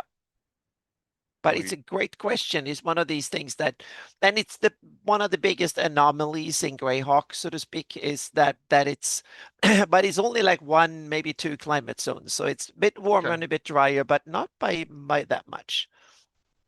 I was trying to find Fool's Rest. I didn't see it. To go back to Dagger Rock real quick. Yeah, please. So I was going to talk about one of the times I used Volt. Yeah, please. This was the adventure where I famously took all the copper pieces It made him full scale. in the lair and had it melted down into a little river, a little trace, if you will, that led to the lair, so that when the players were, stalking their way towards Volt's lair, all Volt had to do was breathe on Oh, the electrocuted them copper all. trace, and Oh gets man, everyone in the hallway. dude, that's sick. That's That is dangerous. Yep. That is sick. That's like I know I'm a movie reference. That's like the dude in the second Hunger Games. Yep. I'm gonna use this copper wire. I'm gonna electrocute them all. Right. Oh my gosh, in the sand. Yeah. Yep. Nice. How often have you had adventures set in the Bright Desert? Once or twice, only for like on the fringe. Gazal, definitely, right? The adventure that went to Marstafel, um, one or two where they were poking around out here.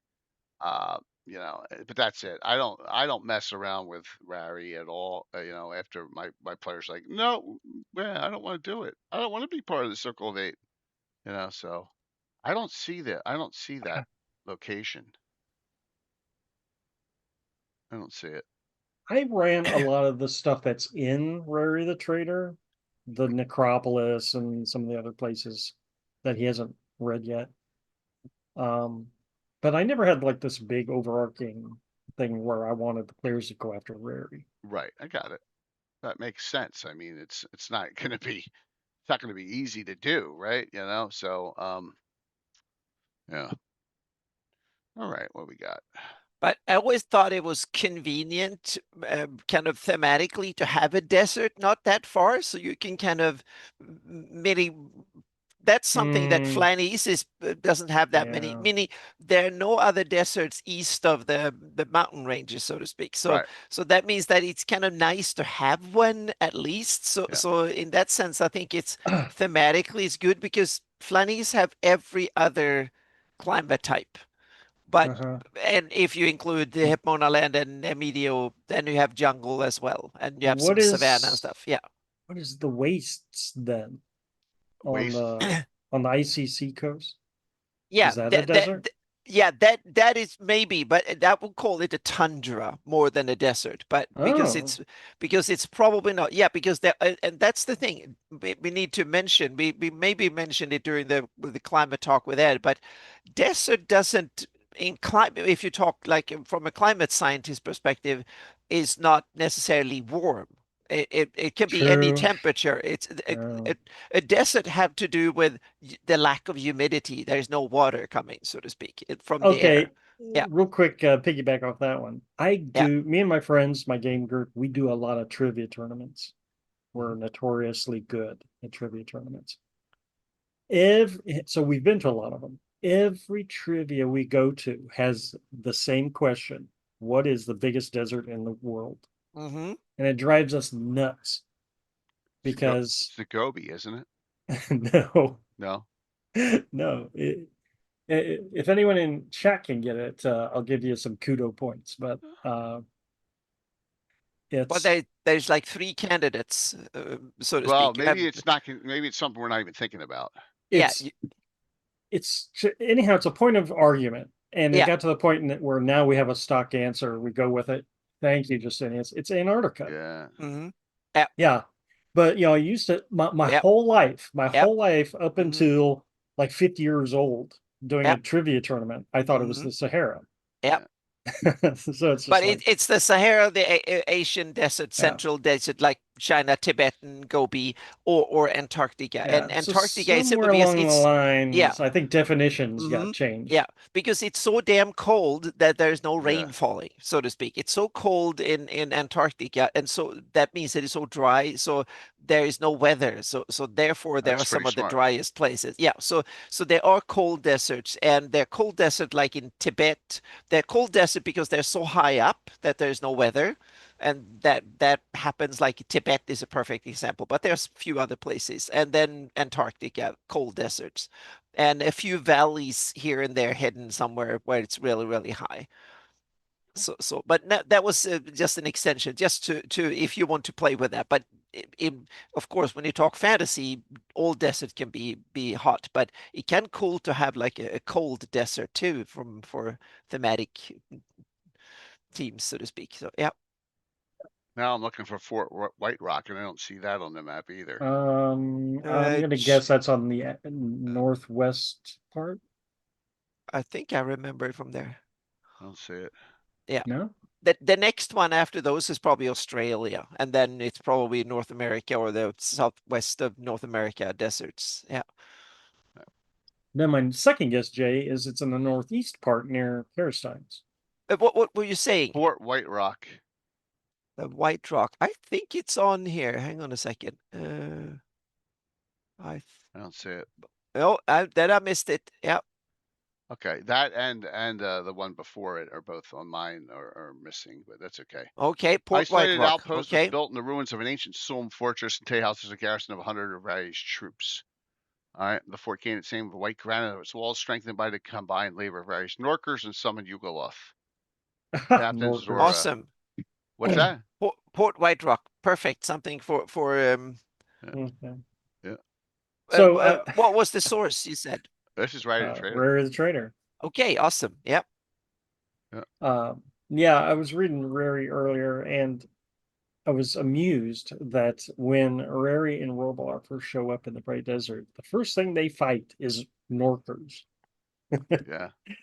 And from that, he builds his empire. Oh boy. He did use some things here. So it says the real threat to the garrison is a militant faction of Desert Centaurs who wish to goad Chief Strongbow, see Guy Her into open warfare of Rary. Well, Chief Strongbow was a wrestler. You're right. Chief J. Strongbow. Yes. Huh. And Indian Billy White Wolf. Yes, so he's a wrestling fan. That's funny. Yep.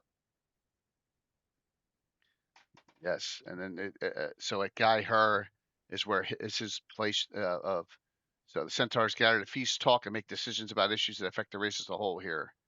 So natural formation of the remnants of some mysterious Solmish monument at this location. So it was the Solm Statue of Liberty. Yeah, exactly. That's funny. Let's see if I can find that one. I'm having bad luck here so far. Maybe I'm just blind. I don't see that either. Oh, there it is. I see it. There it is, Guy Her. Oh yeah, they are areas. They have like a little font. They're settled. They're harder to find. Yeah, it's because okay. they have a different font, a little bit less. Yeah. Yep. So there that is. Okay. Keep on going. Just Die Spring. I know I saw that. Nomads claim that the gods Just Die once visited this place. The legend of the spring is true as far as the water's effects are concerned. Spring water acts as a random potion when drunk. Wow. Unfortunately, for most drinkers, there are a few drawbacks. Neutral drinkers always seem beneficial.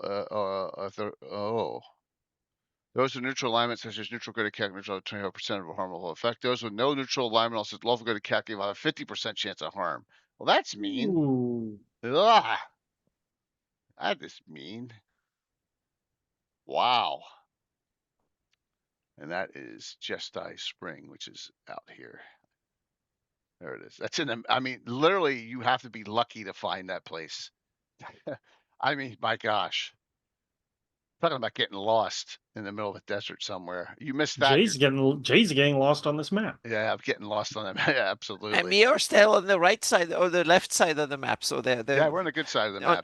Yeah, exactly. So. Yep. Oh, that's right. The Bright Desert is split left and right side. Yeah. I think it's the middle of. Yeah. Yeah. Mm-hmm. Yeah. Well, we gotta remember, Doom Grinder is still on the left side of the map, so not all is good.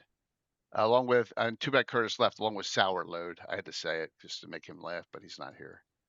So, Anna, tell us about this, please. What?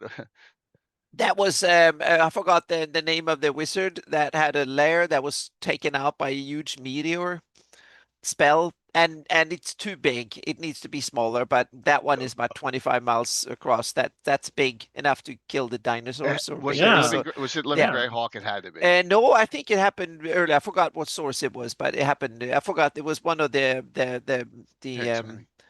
one of the famous wizards who had a lair taken out. So I put that in there. So yeah. Okay. And it wasn't that many. It was like 15 years ago. It was roughly about when I moved here. Okay. Speaking of meteors, this is something I was saving for when I got back. Greyhawk Adventures. Oh, there you go. Okay. Sorry to jump around. No, go for it, man. I'll bring it up. The pits of Azog-Zil. Yeah. Yes. Page 91. Yeah. All right. I was looking at this and it gave me a head scratcher. You were talking about typos and stuff. Mm-hmm. It says right here, the guy, his name's Longsight. Longsight's calculations showed a landing along the eastern wing of the Abbor-Alz between the Bright Desert and the Nisser River. Mm-hmm. A landing of what? The asteroid that everyone goes crazy to get the minerals from. The whole setup for this. Well, here, the Nisser River's here, right? That's on the eastern, but it's set, and I think Rary the Trader is who made the mistake. It's in the western Abbor-Alz, on the Woolly Bay coast. It's nowhere near the Nisser River. Here it is. Yeah, I think I came to that conclusion when I placed them. Yeah, but it's on all the maps now, and so now it's in the western. But I'm just saying, originally it's supposed to be in the eastern part. Yeah. Okay. But in the eastern Abbor-Alz I named them on and that's that extension that forms the arc around, the so march. to speak. Yeah. Mm-hmm. And if you retcon it and you put it in the eastern part, it says where the Abbor-Alz and the Bright Desert meet. And I'm thinking to myself, well, that's pretty close to where Itar is. Yeah. That's kind of cool. We can maybe move them there. Yeah. I know. It's easy just to say the source, the guy who calculated where it fell in Greyhawk Adventures was wrong. Yeah. It was wrong by 250 miles, something like that. But they built a whole mining town, a port town next to it. You're right. Yeah. And so Zarek. Was it Zarek? Zarek. Yeah, they built Zarek. Well, you gotta have a port. You can't have a port. You can't have a port town over here. You can, but you have to have it further away. So it would be more like southeast. Yeah. Oh, down here. Yeah. If you put it down there, you can have a port city. Technically, you can have it on the Nesser side too, or you can have it on the Woolly Bay side. So So missed opportunity. The reason I even that's a good catch, Mike. Quibble about this is what we were talking about earlier, Jay, in that northwestern part of this map we've been looking at of the Abbor-Alz is very crowded with adventure stuff, right? Mm-hmm. Star Cairns, Harby, etc. So if you take Zarek and Azog-Zil out of it and you stick it down there by the Nisser where there's nothing set, then what's to hurt? Well, Anna subliminally realized she did not want it on the right side of the map. She's smart too. Okay. Yeah. No, you're right. No, it could go there. Yeah, I guess it was also that you kind of put it in. Someone else put it earlier on, Slavers or whatever it was. So I copied the location from there without reading. Oh yeah. Once it's on all the maps, it makes sense here too, because then they got some of that stuff for the Star Cairns to build them, right? Yeah. But this is a great example of the ambiguity in sources and stuff over time, and someone makes a judgment call somewhere and then we have to follow, and then the original source mentions a different direction or distance. That happens a lot, so to speak, especially on things that have been around published wise, so to speak, that was originally published half a century ago and then been mentioned 10 times over, like every decade or two in products. Then references change, and references often added without checking that they actually match the original source. So they could say east, and then you can say, oh, it's further east, and there's a lot of miles. And the original source said, nah, it wasn't east at all, so to speak. So that's a good point. Yeah. So, but that's what happens when you don't have a consistency committee that is vigilant in checking everything that is ever published for a setting. Yeah, So, and yeah. we don't want that. No, that comes with its own problems, so to Yes, speak. So, yeah. and it's spelled SAM. Just kidding. Come on, that was funny. Just Yep. kidding, Sam. Uh, I got a funny sidebar story. I'll tell you. I don't know if I should tell on stream or not, but Uh-oh. Is it that was good? Is fun. that good of a story? It was really funny. All right, Yep. so here, so let's see here. Just I Spring. The ghost tower's in here for some reason. So It's because it's in the area or not too far Yeah, away from it. Yeah. right. I thought that might have been set in the Bright Desert too. it just but says this information is included for DMs who wish to Oh, adventure Yeah. C2. okay. Others may develop their own layout. Yeah. It's not close. No, but you have to look at it from the perspective of the writer or whatever. Meaning, if Yeah. you sit in Greyhawk and you talk about all the adventures and places in that direction, it Gotcha. definitely fills that Yeah, need, so to so speak. when people ask where I'm from, I always say St. Louis, but I don't live in Mhm. Missouri. It's like when people ask me where I live in Yeah. LA, and Well, it's like an I'm a hour Philly away. guy, and I live in South Yeah. Jersey. Right. So, Yep. so it's all good. It's all good. All right. Let's continue. Bum, bum, bum, bum, bum. Yeah, I probably live about that distance, like the ghost tower is from Greyhawk from LA, roughly that. Yeah. No, it's not that far. It's about half the distance. So yeah. Griffin's Nest. Located in a hidden gorge near Knife's Edge Pass, this small fortress serves as a headquarters for the self-styled bandit king of the Abbor-Alz, Hugo the Axe. Nice. That's a So, good name. This is a cool area in that sense that it has so many different things thrown into it. It was that early on when Greyhawk was only this small, it needed all the cool stuff. So that's why you have a little bit of orcs, you have dwarfs, gnomes, everything should be in the mix, so to speak, close by. That's why it gets filled with all sorts of stuff. that's not on the map, but there it is. Oh, it's actually look at that. Mhm. Yeah, because someone mentioned that it was on the road between those two. So, right, and again, that might be 25, 30 years later. So it might be, yeah. Yeah, and then here's Tarth Morta, which Josh reminded me of. So Yeah. while we're here, let me. Tarth Morta is an adventure site for complete arcane that Penny Williams did. So, yeah. So high crag and the arid hills of the Abbor-Alz stands the ancient fortress known as Tarth Morta, which once housed the garrisons that defended Ernst against Knoll and nomad raids for the Bright Desert. So there you go. And the place is mapped out, I think. Yep, it is. There it is. Yeah. So that's a lot. That's a lot. Mm-hmm. That's a lot. Absolutely. And it's interesting also because there's a gap between Greyhawk and Heartbeat dominance and then the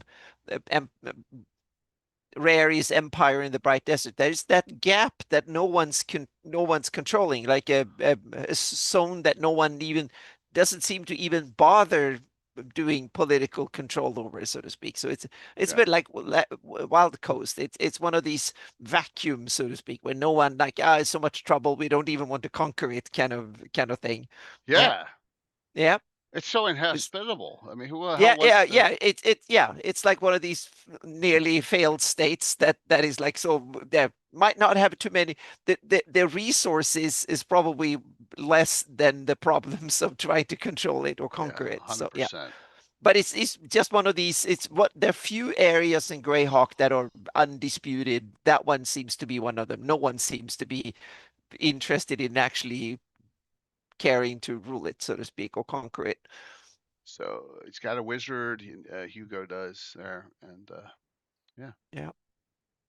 I think it's part of that when Greyhawk was young as a setting, then they needed wilderness next to it, and that became Wild Coast. That area where else became these wilderness areas that was originally the wild places where all the monsters were. And then when Greyhawk got published and bigger and grew as a setting, then these were encompassed by all these mighty nations, whatever, and they were left over as remnants. So I think it's kind of cool that we have this the published history of Greyhawk as part of the footprint of the landscape, literally, so to speak.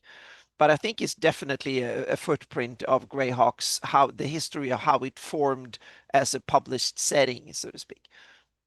Because a lot of the stuff did not get this detail until no, exactly.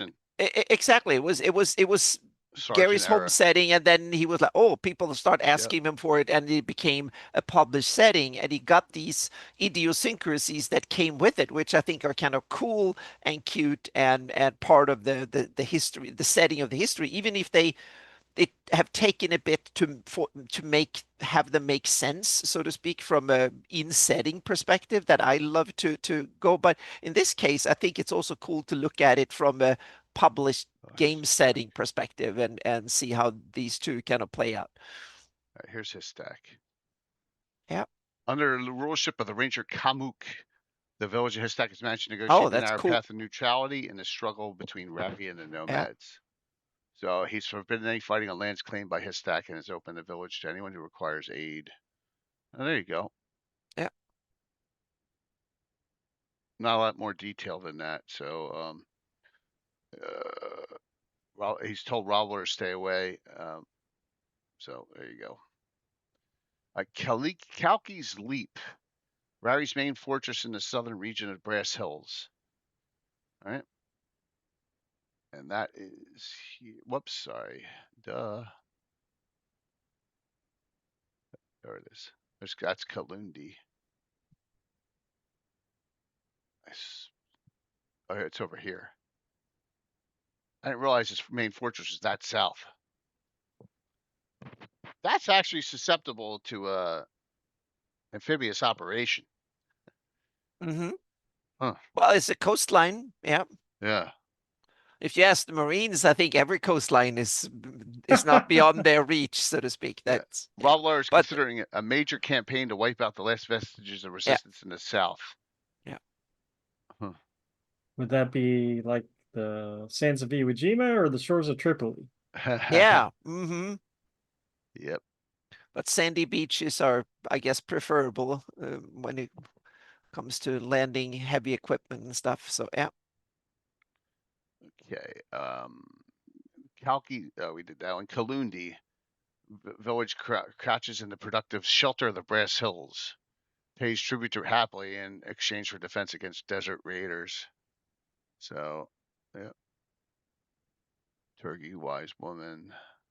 Lawful neutrals making deals. And then here it talks about the Knife Edge Pass, which is a long. We're saying how long it is.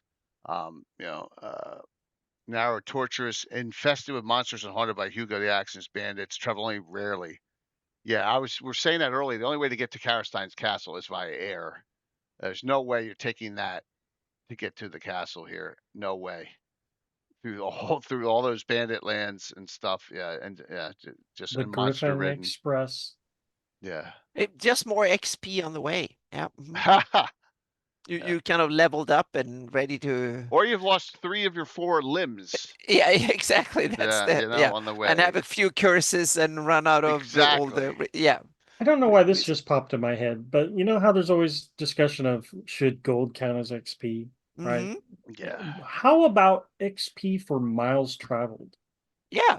I love that. That is a good one. That is a really good one. The problem is that my campaigns, you would never level up because we never get anywhere. We're just in a small little area. Yeah. Yeah.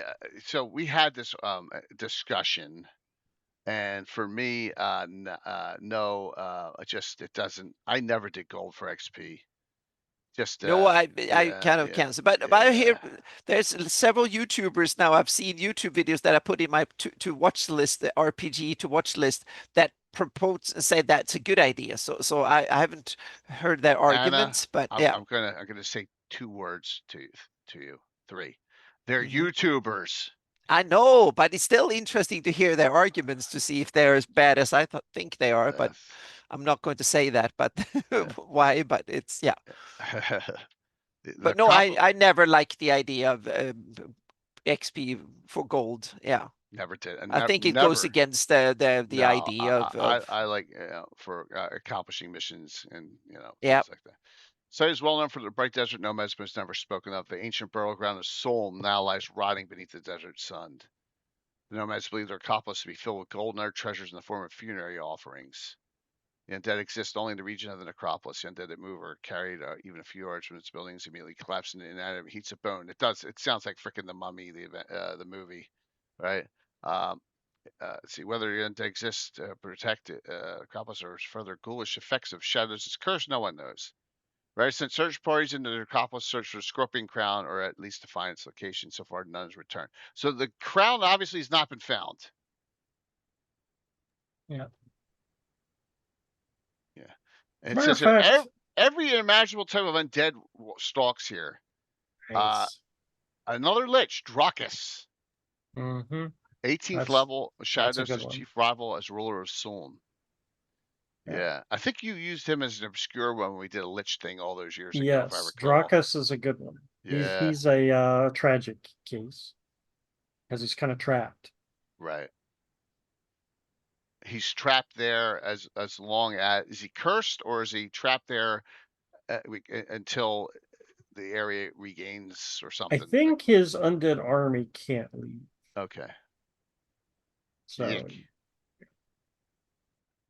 Yeah, I would stay away. And they're all self-willed too, it says.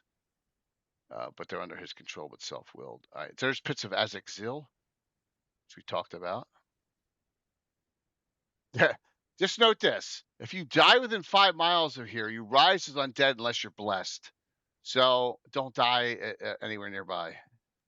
And this is a good case of why the Flan still don't live here.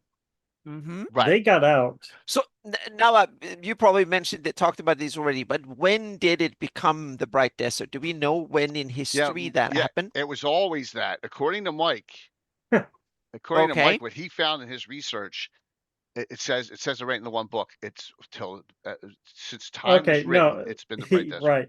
Yeah. If you look at the Greyhawk Guide and an entry on Bright Desert, it says that since time, before recorded history is what they say. Yeah, but that is up to history interpretation. Yeah, like how far back. So that implies that it's before Iridian recorded history. That is a good idea. So so it happened sometime before the migration. Always been a desert. Yeah. Because the people who wrote the history had never seen it before. Yeah. Yeah, but the Flan know. Yep. Good point. Yeah, that might be a retcon. The elves know. Didn't Sulm become the Bright Desert with the curse? No, because the centaurs have always been here. No. It did. It went from livable to. Okay. It might have been already a little arid. I don't know, Anna, but then it became desert arid. Okay, got it. Got it. Yeah. Reversing the curse will bring the land back eventually. I don't think it'll turn the man scorpions back at humans. I don't know. And they are directly related to the fact that it became a desert. They're cursed. They were cursed by the crown. Yeah. Those would have been the OG Solmites who worshipped, with Shadados, and they got cursed. And then from there, it just the man scorpions have been a race, I guess. So the moral of the story is just stay away. Don't even go there. This is one of those. Yeah, and so the Sioux will move in, and they're like, hey, look at this. We got all this empty, space and strange ruins they know nothing about. And the Flan, they stay in the hills because they know the ruins are haunted. Thanks, Thurston. Yeah. It was Thurston. Yeah, according to Sam, the Sulm Empire was founded 1,200 years before Vecna. Yeah. And then it was gone 800 years before, or like 400 years before Vecna came even. So it was around for that long. So, but it's cool. That's old adventures you can relive and go back to and have fun with. So at your own peril with Rary wandering about here. Yep. At your own peril. Yeah, we know what There's Rare is. actually Oh, sorry, go on. I'm sorry, Anna. Oh, please. In Rary the Trader, there is a direct tie to the Psalm history in there, and it's the Tower of Shemaiah's Tower or something like that. He probably hasn't got to that part yet. So ruins of Darkbridge Temple. This is once a place dedicated to worship of Solm's dark gods. So, Germlane are here. Oh, Shadow Dragon's here too. Here's the ruins of Shadow's palace. That's chapter 4. Ruins of Utah was once a thriving capital of Sum. Sand has eaten up most of the city now. Nomads tell stories buried beneath, being inhabited by undead, scorpions, Centimore, and even Tenari summoned by the city. That's demons, evil inhabitants. 100 square miles. Wow. That's big. Yeah, that's ridiculously big. 10 by 10. 10 miles by 10 miles. Wow. Ruins of Zarek. These are fully described in the Grok Adventures hardcover book. The once prosperous dwarven city founded to exploit the mineral wealth of Isaac Zill. So that is here. We showed you that. That's here. Perfect spot for it. If it there.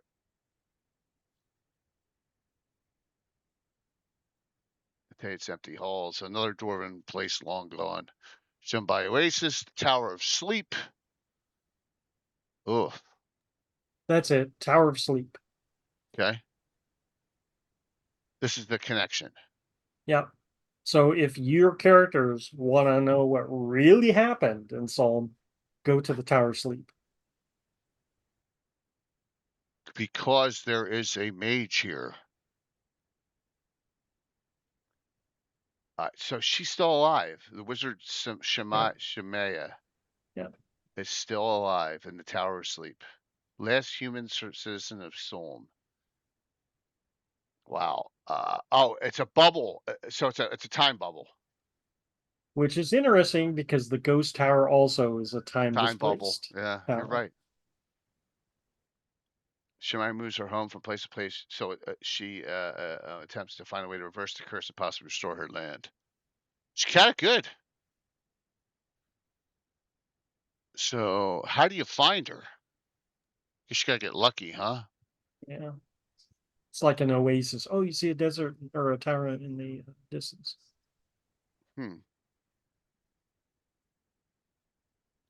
Oh, it says they lapse into a deep sleep. Okay. So, all right, interesting.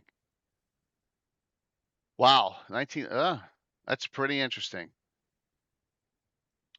Tower Oasis, Balak, another village of barbarians, Var Oasis. All right, so here we go. Kendria of the North. A snow barbarian. Huh. He's probably got a nice Morning tan. Canaan dispatched her. Go kill Rary. So he said that to Elena too, and she said yes, and Elena said no. So Kendra's a tall, slender woman. Counter, she does not discuss her mission. Was she by herself? Rary the Trader, Patrick. Rary Trader. Yep. You're right. Shalsal. A hermit. Okay. Tolan Kai. Handsome bearded man. Oh, a scimitar of light. Antique scimitar dating back to the days of Soul. Dental Ranger. Okay. Lord Fallon. Noble Paladin. He's fought against the evil. So he's is he fallen? Oh, he's a spirit. Okay. And then here's the Scorpion Crown. Does it tell you where it is? Or does it leave it up to your imagination? I think it's supposed to be up to the DM.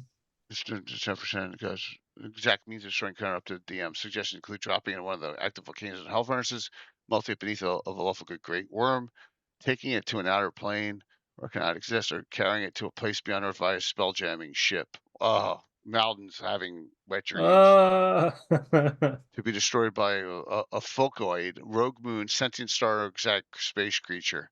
Oh my god. They went there. Jeez. Nice. The Bright Desert can still be saved from the scourge of Solm's descendants. If the crown is eliminated, all man scorpions and monarch scorpions are immediately destroyed, and the Bright Desert slowly begins to revert to a reasonably fertile, somewhat arid region. Take place over a century or more, and will not affect ongoing campaigns. So it's not one will Dune, ever everyone. notice. You're not terraforming it. Congrats, you destroyed the scorpion crown. Yeah, nothing. Okay. Nothing. Woo! Gold star. Yeah. Damn. All right. That's cool though. That's neat. All right. What is it? What is this up here? Canamar's Towers. Hang on a second. I need to ask Evernote because I remember it was not too long since I added them. Ceneray's down here too. I know that Ceneray is the sunken capital of Itar. Okay. So it's in the water. It should be a ruin. Okay. Yeah, it is a ruin. Yeah. Yep. Yep. Yeah, I was looking to see, Patrick, if I had a rarity trader to give away. I don't. That's all right. Yeah. Ithar Hills.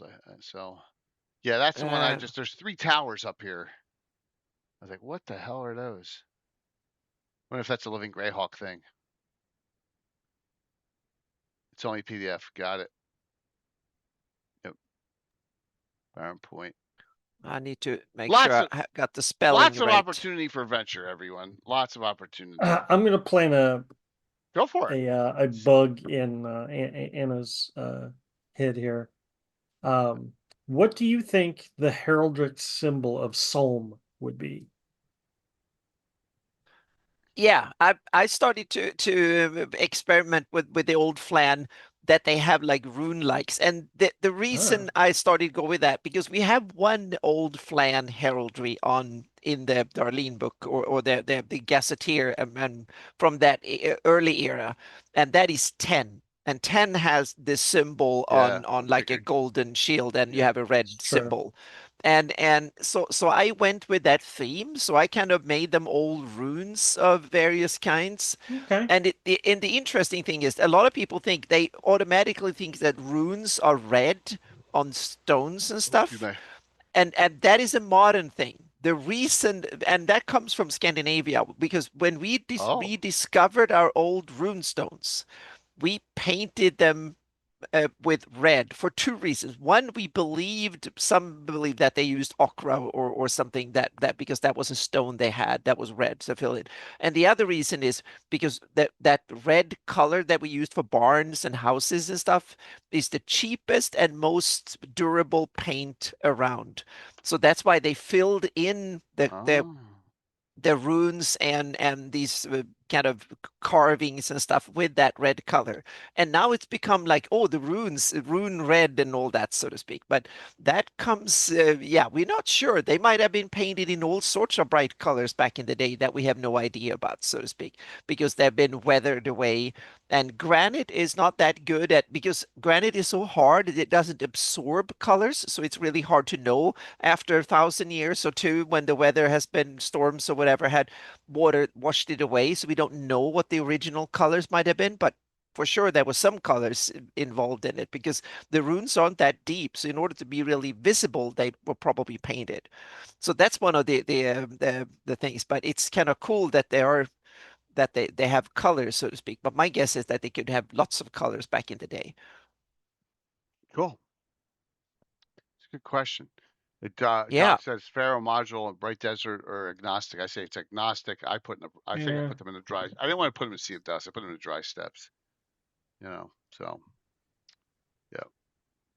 I need to spell that damn thing right. There, Michael. Good job, Michael, on that joke.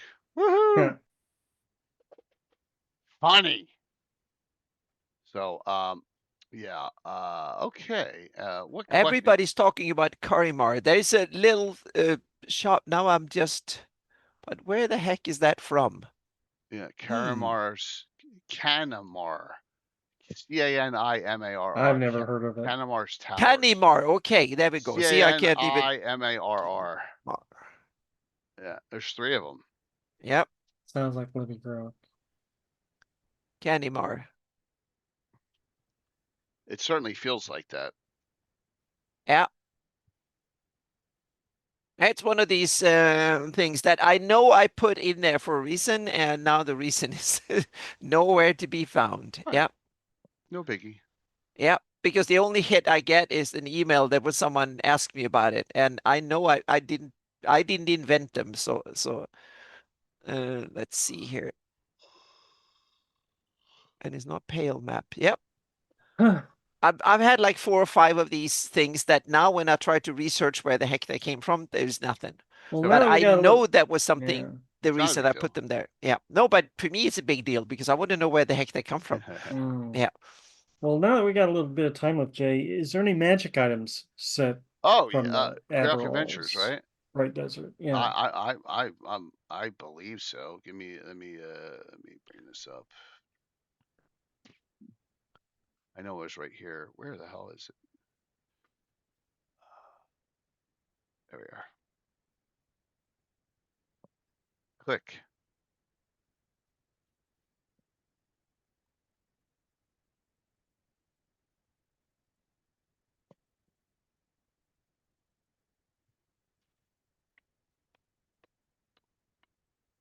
Mm-mm-mm. Oh, too far back. Yeah. Spells. They are from a product. Someone gave me, or I scanned or took a picture of a piece of text, and they are mentioned there. Castle Greyhawk ruins are the remains of Castle Greyhawk, blah blah blah. And there's one's the Tower of War, and no, it's not them. It's just it's the 3 towers of the Castle Greyhawk. Yeah, so it's not them. Yeah, it's not yeah. there. They're a mystery. Yeah. I know there's something here.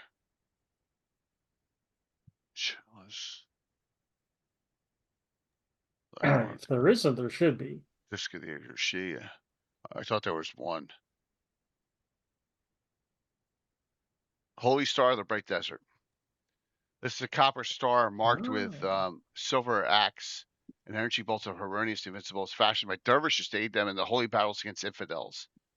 Star gives a good where 30% immunity fear and 20% bonus reaction to dervishes of the Bright Desert. There you go. Okay. So Heronius enters the Yes, mix. exactly. Because that makes sense. Yeah. Hey, that's what happens in 90 days, right? Yeah. So I thought there was maybe one more. I did a Google search, and there are three mentions on Google, and they're all tying back to my map. So I might have started something here unwittingly. Yes, it is a time loop you cannot get out of. Exactly. So now I'm screwed. That reference is just a way for you to know if someone's plagiarizing your map. Yeah. That's true. That's true. It's one of these. Exactly. It's one of these map traps that all the map publishers put in, like an error somewhere or something. Yep. I think that's it. They might end up in a Wizard of the Coast product in the future, and I can Well, say I'm that shocked there's no Abbor-Alz item. I thought there was. It's an I think there was. I think I missed it. Yeah. I think I missed an Abbor-Alz. Yeah, and it's such an iconic place in Greyhawk because it was early on in Greyhawk history. Yeah, I wasn't looking there. Oh, you're looking for Bright Desert. Yeah, I think I went by I know there's something for the Abbor-Alz. Goblin Wars. Because I think the Cairn Hills, the Abbor-Alz, and the Lort Mills are the 3 old highlands when it comes to publication history. They're the oldest. You have the Amulet of the Cairn Hills. I know that it's in here. Yeah. Let me go here. Not Marsh, Niron, Board Peace, Soul Hots, War. There's the Amulet of the Cairn Hills. Like you said, that actually one of them is in the Bright Desert. But I know it's physically in the Bright Desert. Yeah. But that's not a unique item. There's multiples of that one. I know there's something at the Abbor-Alz. What is it? I know there's the Wings of the Rakers. It's not that, but I'm almost positive there's a Hornazer City. I can't remember. Paints it here. So Almore paints a Blackmore, Dry Steps, Greyhawk. I'm almost done there. Time West Mage, Jernut Sea, Ekbeer, Tusmet. I mean, if only someone had done a catalog of all these magic items. Then I could do it. Yeah, but Yeah. Yeah. furnace is berserking enmity. Maybe not. I thought there was. No, I thought there was something for the Abbor-Alz. I don't see it. Boing. Hey, John. Alrighty. Fun discussion, Anna. Sorry you missed half of it. Yeah, but that happens when it's all good. Our power grid is not that they're rebuilding. Have new construction in the area, and when the power goes up, then there's not enough feed in or something. Yeah. What does anyone have any final questions out from the audience there? I like the area. I mean, I like the Abbor-Alz more than the Bright Desert just because of the rarity thing. I mean, in my campaign, no one's ever messed with it. We haven't gone there. I don't think we will anytime in the near future. But that could be wrong. Maybe down the road. You never know. You never ever know. But right now the answer is no. we haven't gone there yet. So hey Tiffany, what's going on? You're just in time for some shout outs. I'm gonna show you. Just in time. Yeah, just in time. It's perfect. 1 second here. Too many shout outs there. All right. So Abbor-Alz lost Catabolic Demon from the Saga of Old City. Oh, I just finished reading the book. Let's see. Cool. Good reference. Excellent. Nice one, Michael. Nice one. So yeah, we're gonna have some fun coming up this week. Anna, what do you got going on, by the way? I can post the link in here. I have there's a post on the introduction of my new generation maps where you can see samples and the technology behind a bit. There will be more. I will soon run a little find the because I will take an area and I will point out a lot of things that are on that area, and then you can see how many of you can find it. So a way of starting to realize how detailed these maps actually are. You created a scavenger hunt. Yes, exactly. Scavenger hunt. That was one of these little fun things that I was and also the guys over at Elven Tower, they are a big TTRPG patron and stuff. They did an interview with me and they put together a PDF with that one. So that is also on my Patreon as a collaboration thing.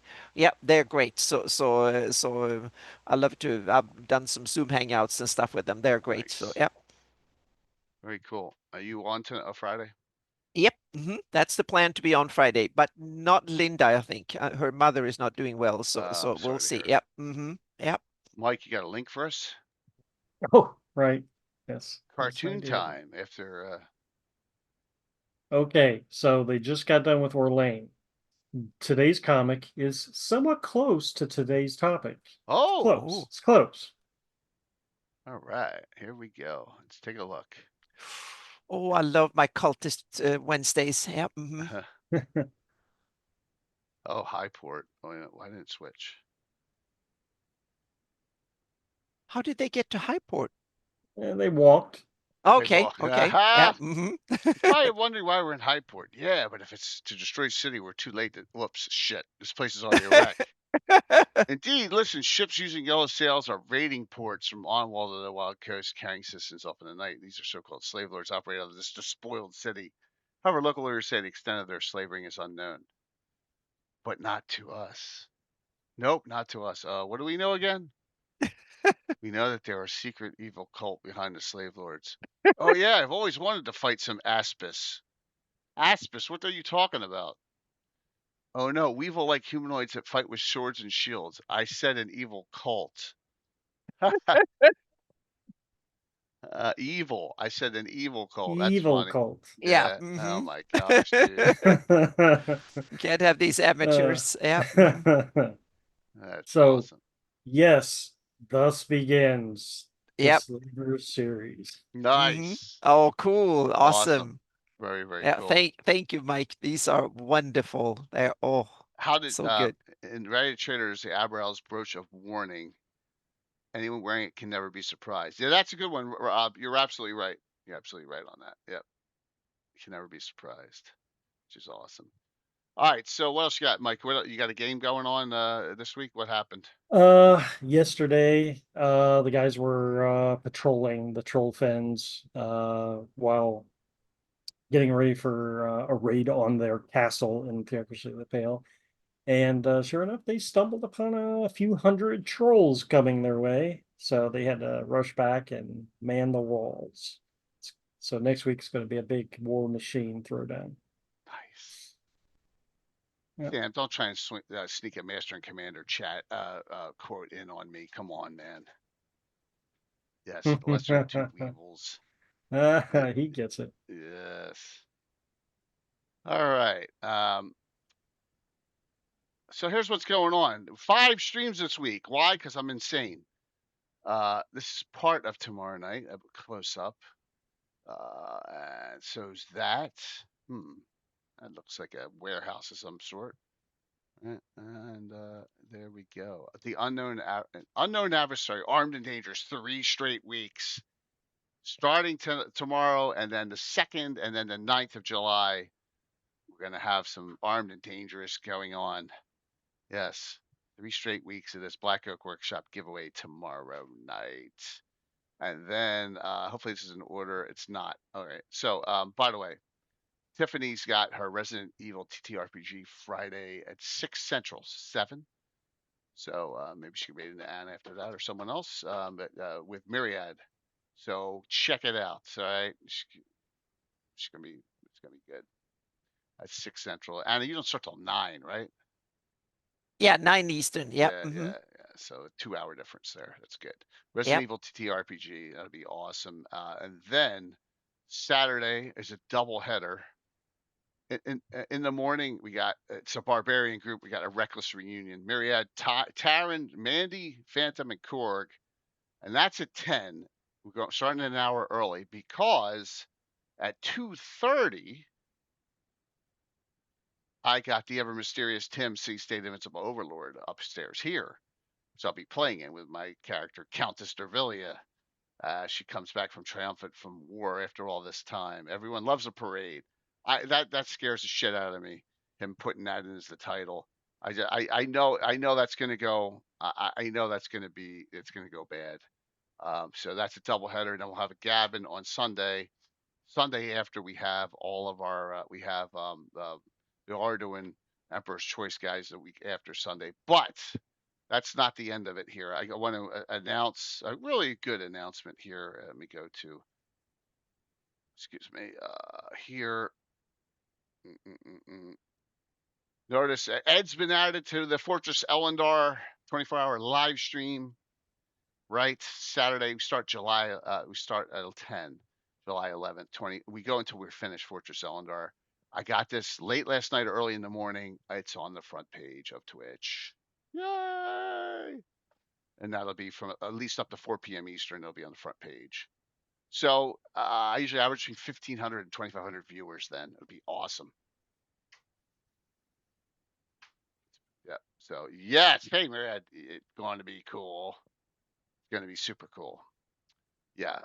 It'll be fun. It'll be a fun time. We have a ton of great giveaways coming from a lot of sponsors too for that. It'll be a blast. So that'll culminate next couple weeks. With that group of scallywags, unbelievable. With Ed included, Ed will probably be on around 6. So he'll get on as soon as he can with Ravalantar, trying to save him again like he did with Baldur's Beacon last year. But it'll be a fun one. And most of the players here, except for Tim, have never played this adventure, know nothing about it. So it's gonna be cool. Yeah. Thanks, Michael. So that's what's going on. All right, let's do the giveaway. See who wins tonight. Of course you are, Dennis. Just in time for the end. Of course you are. Yep. That's the way it works.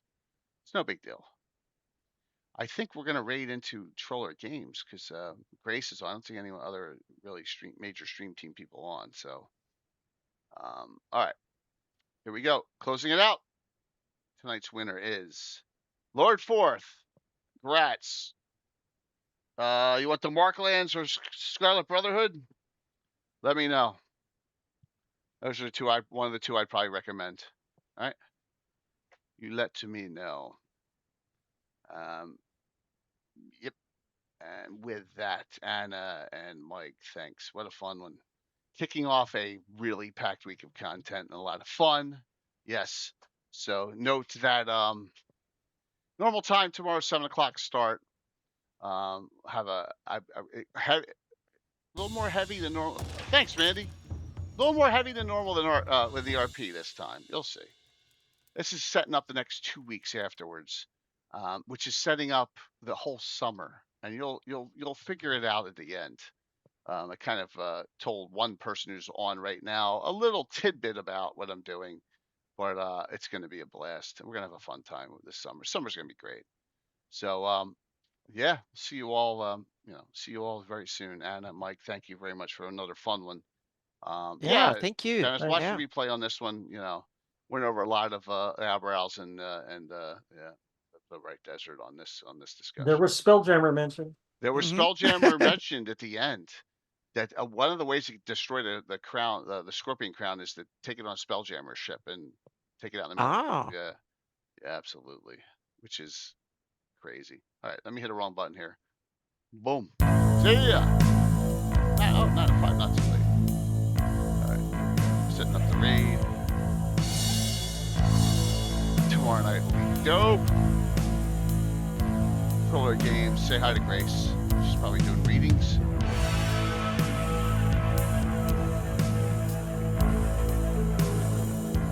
If I can type.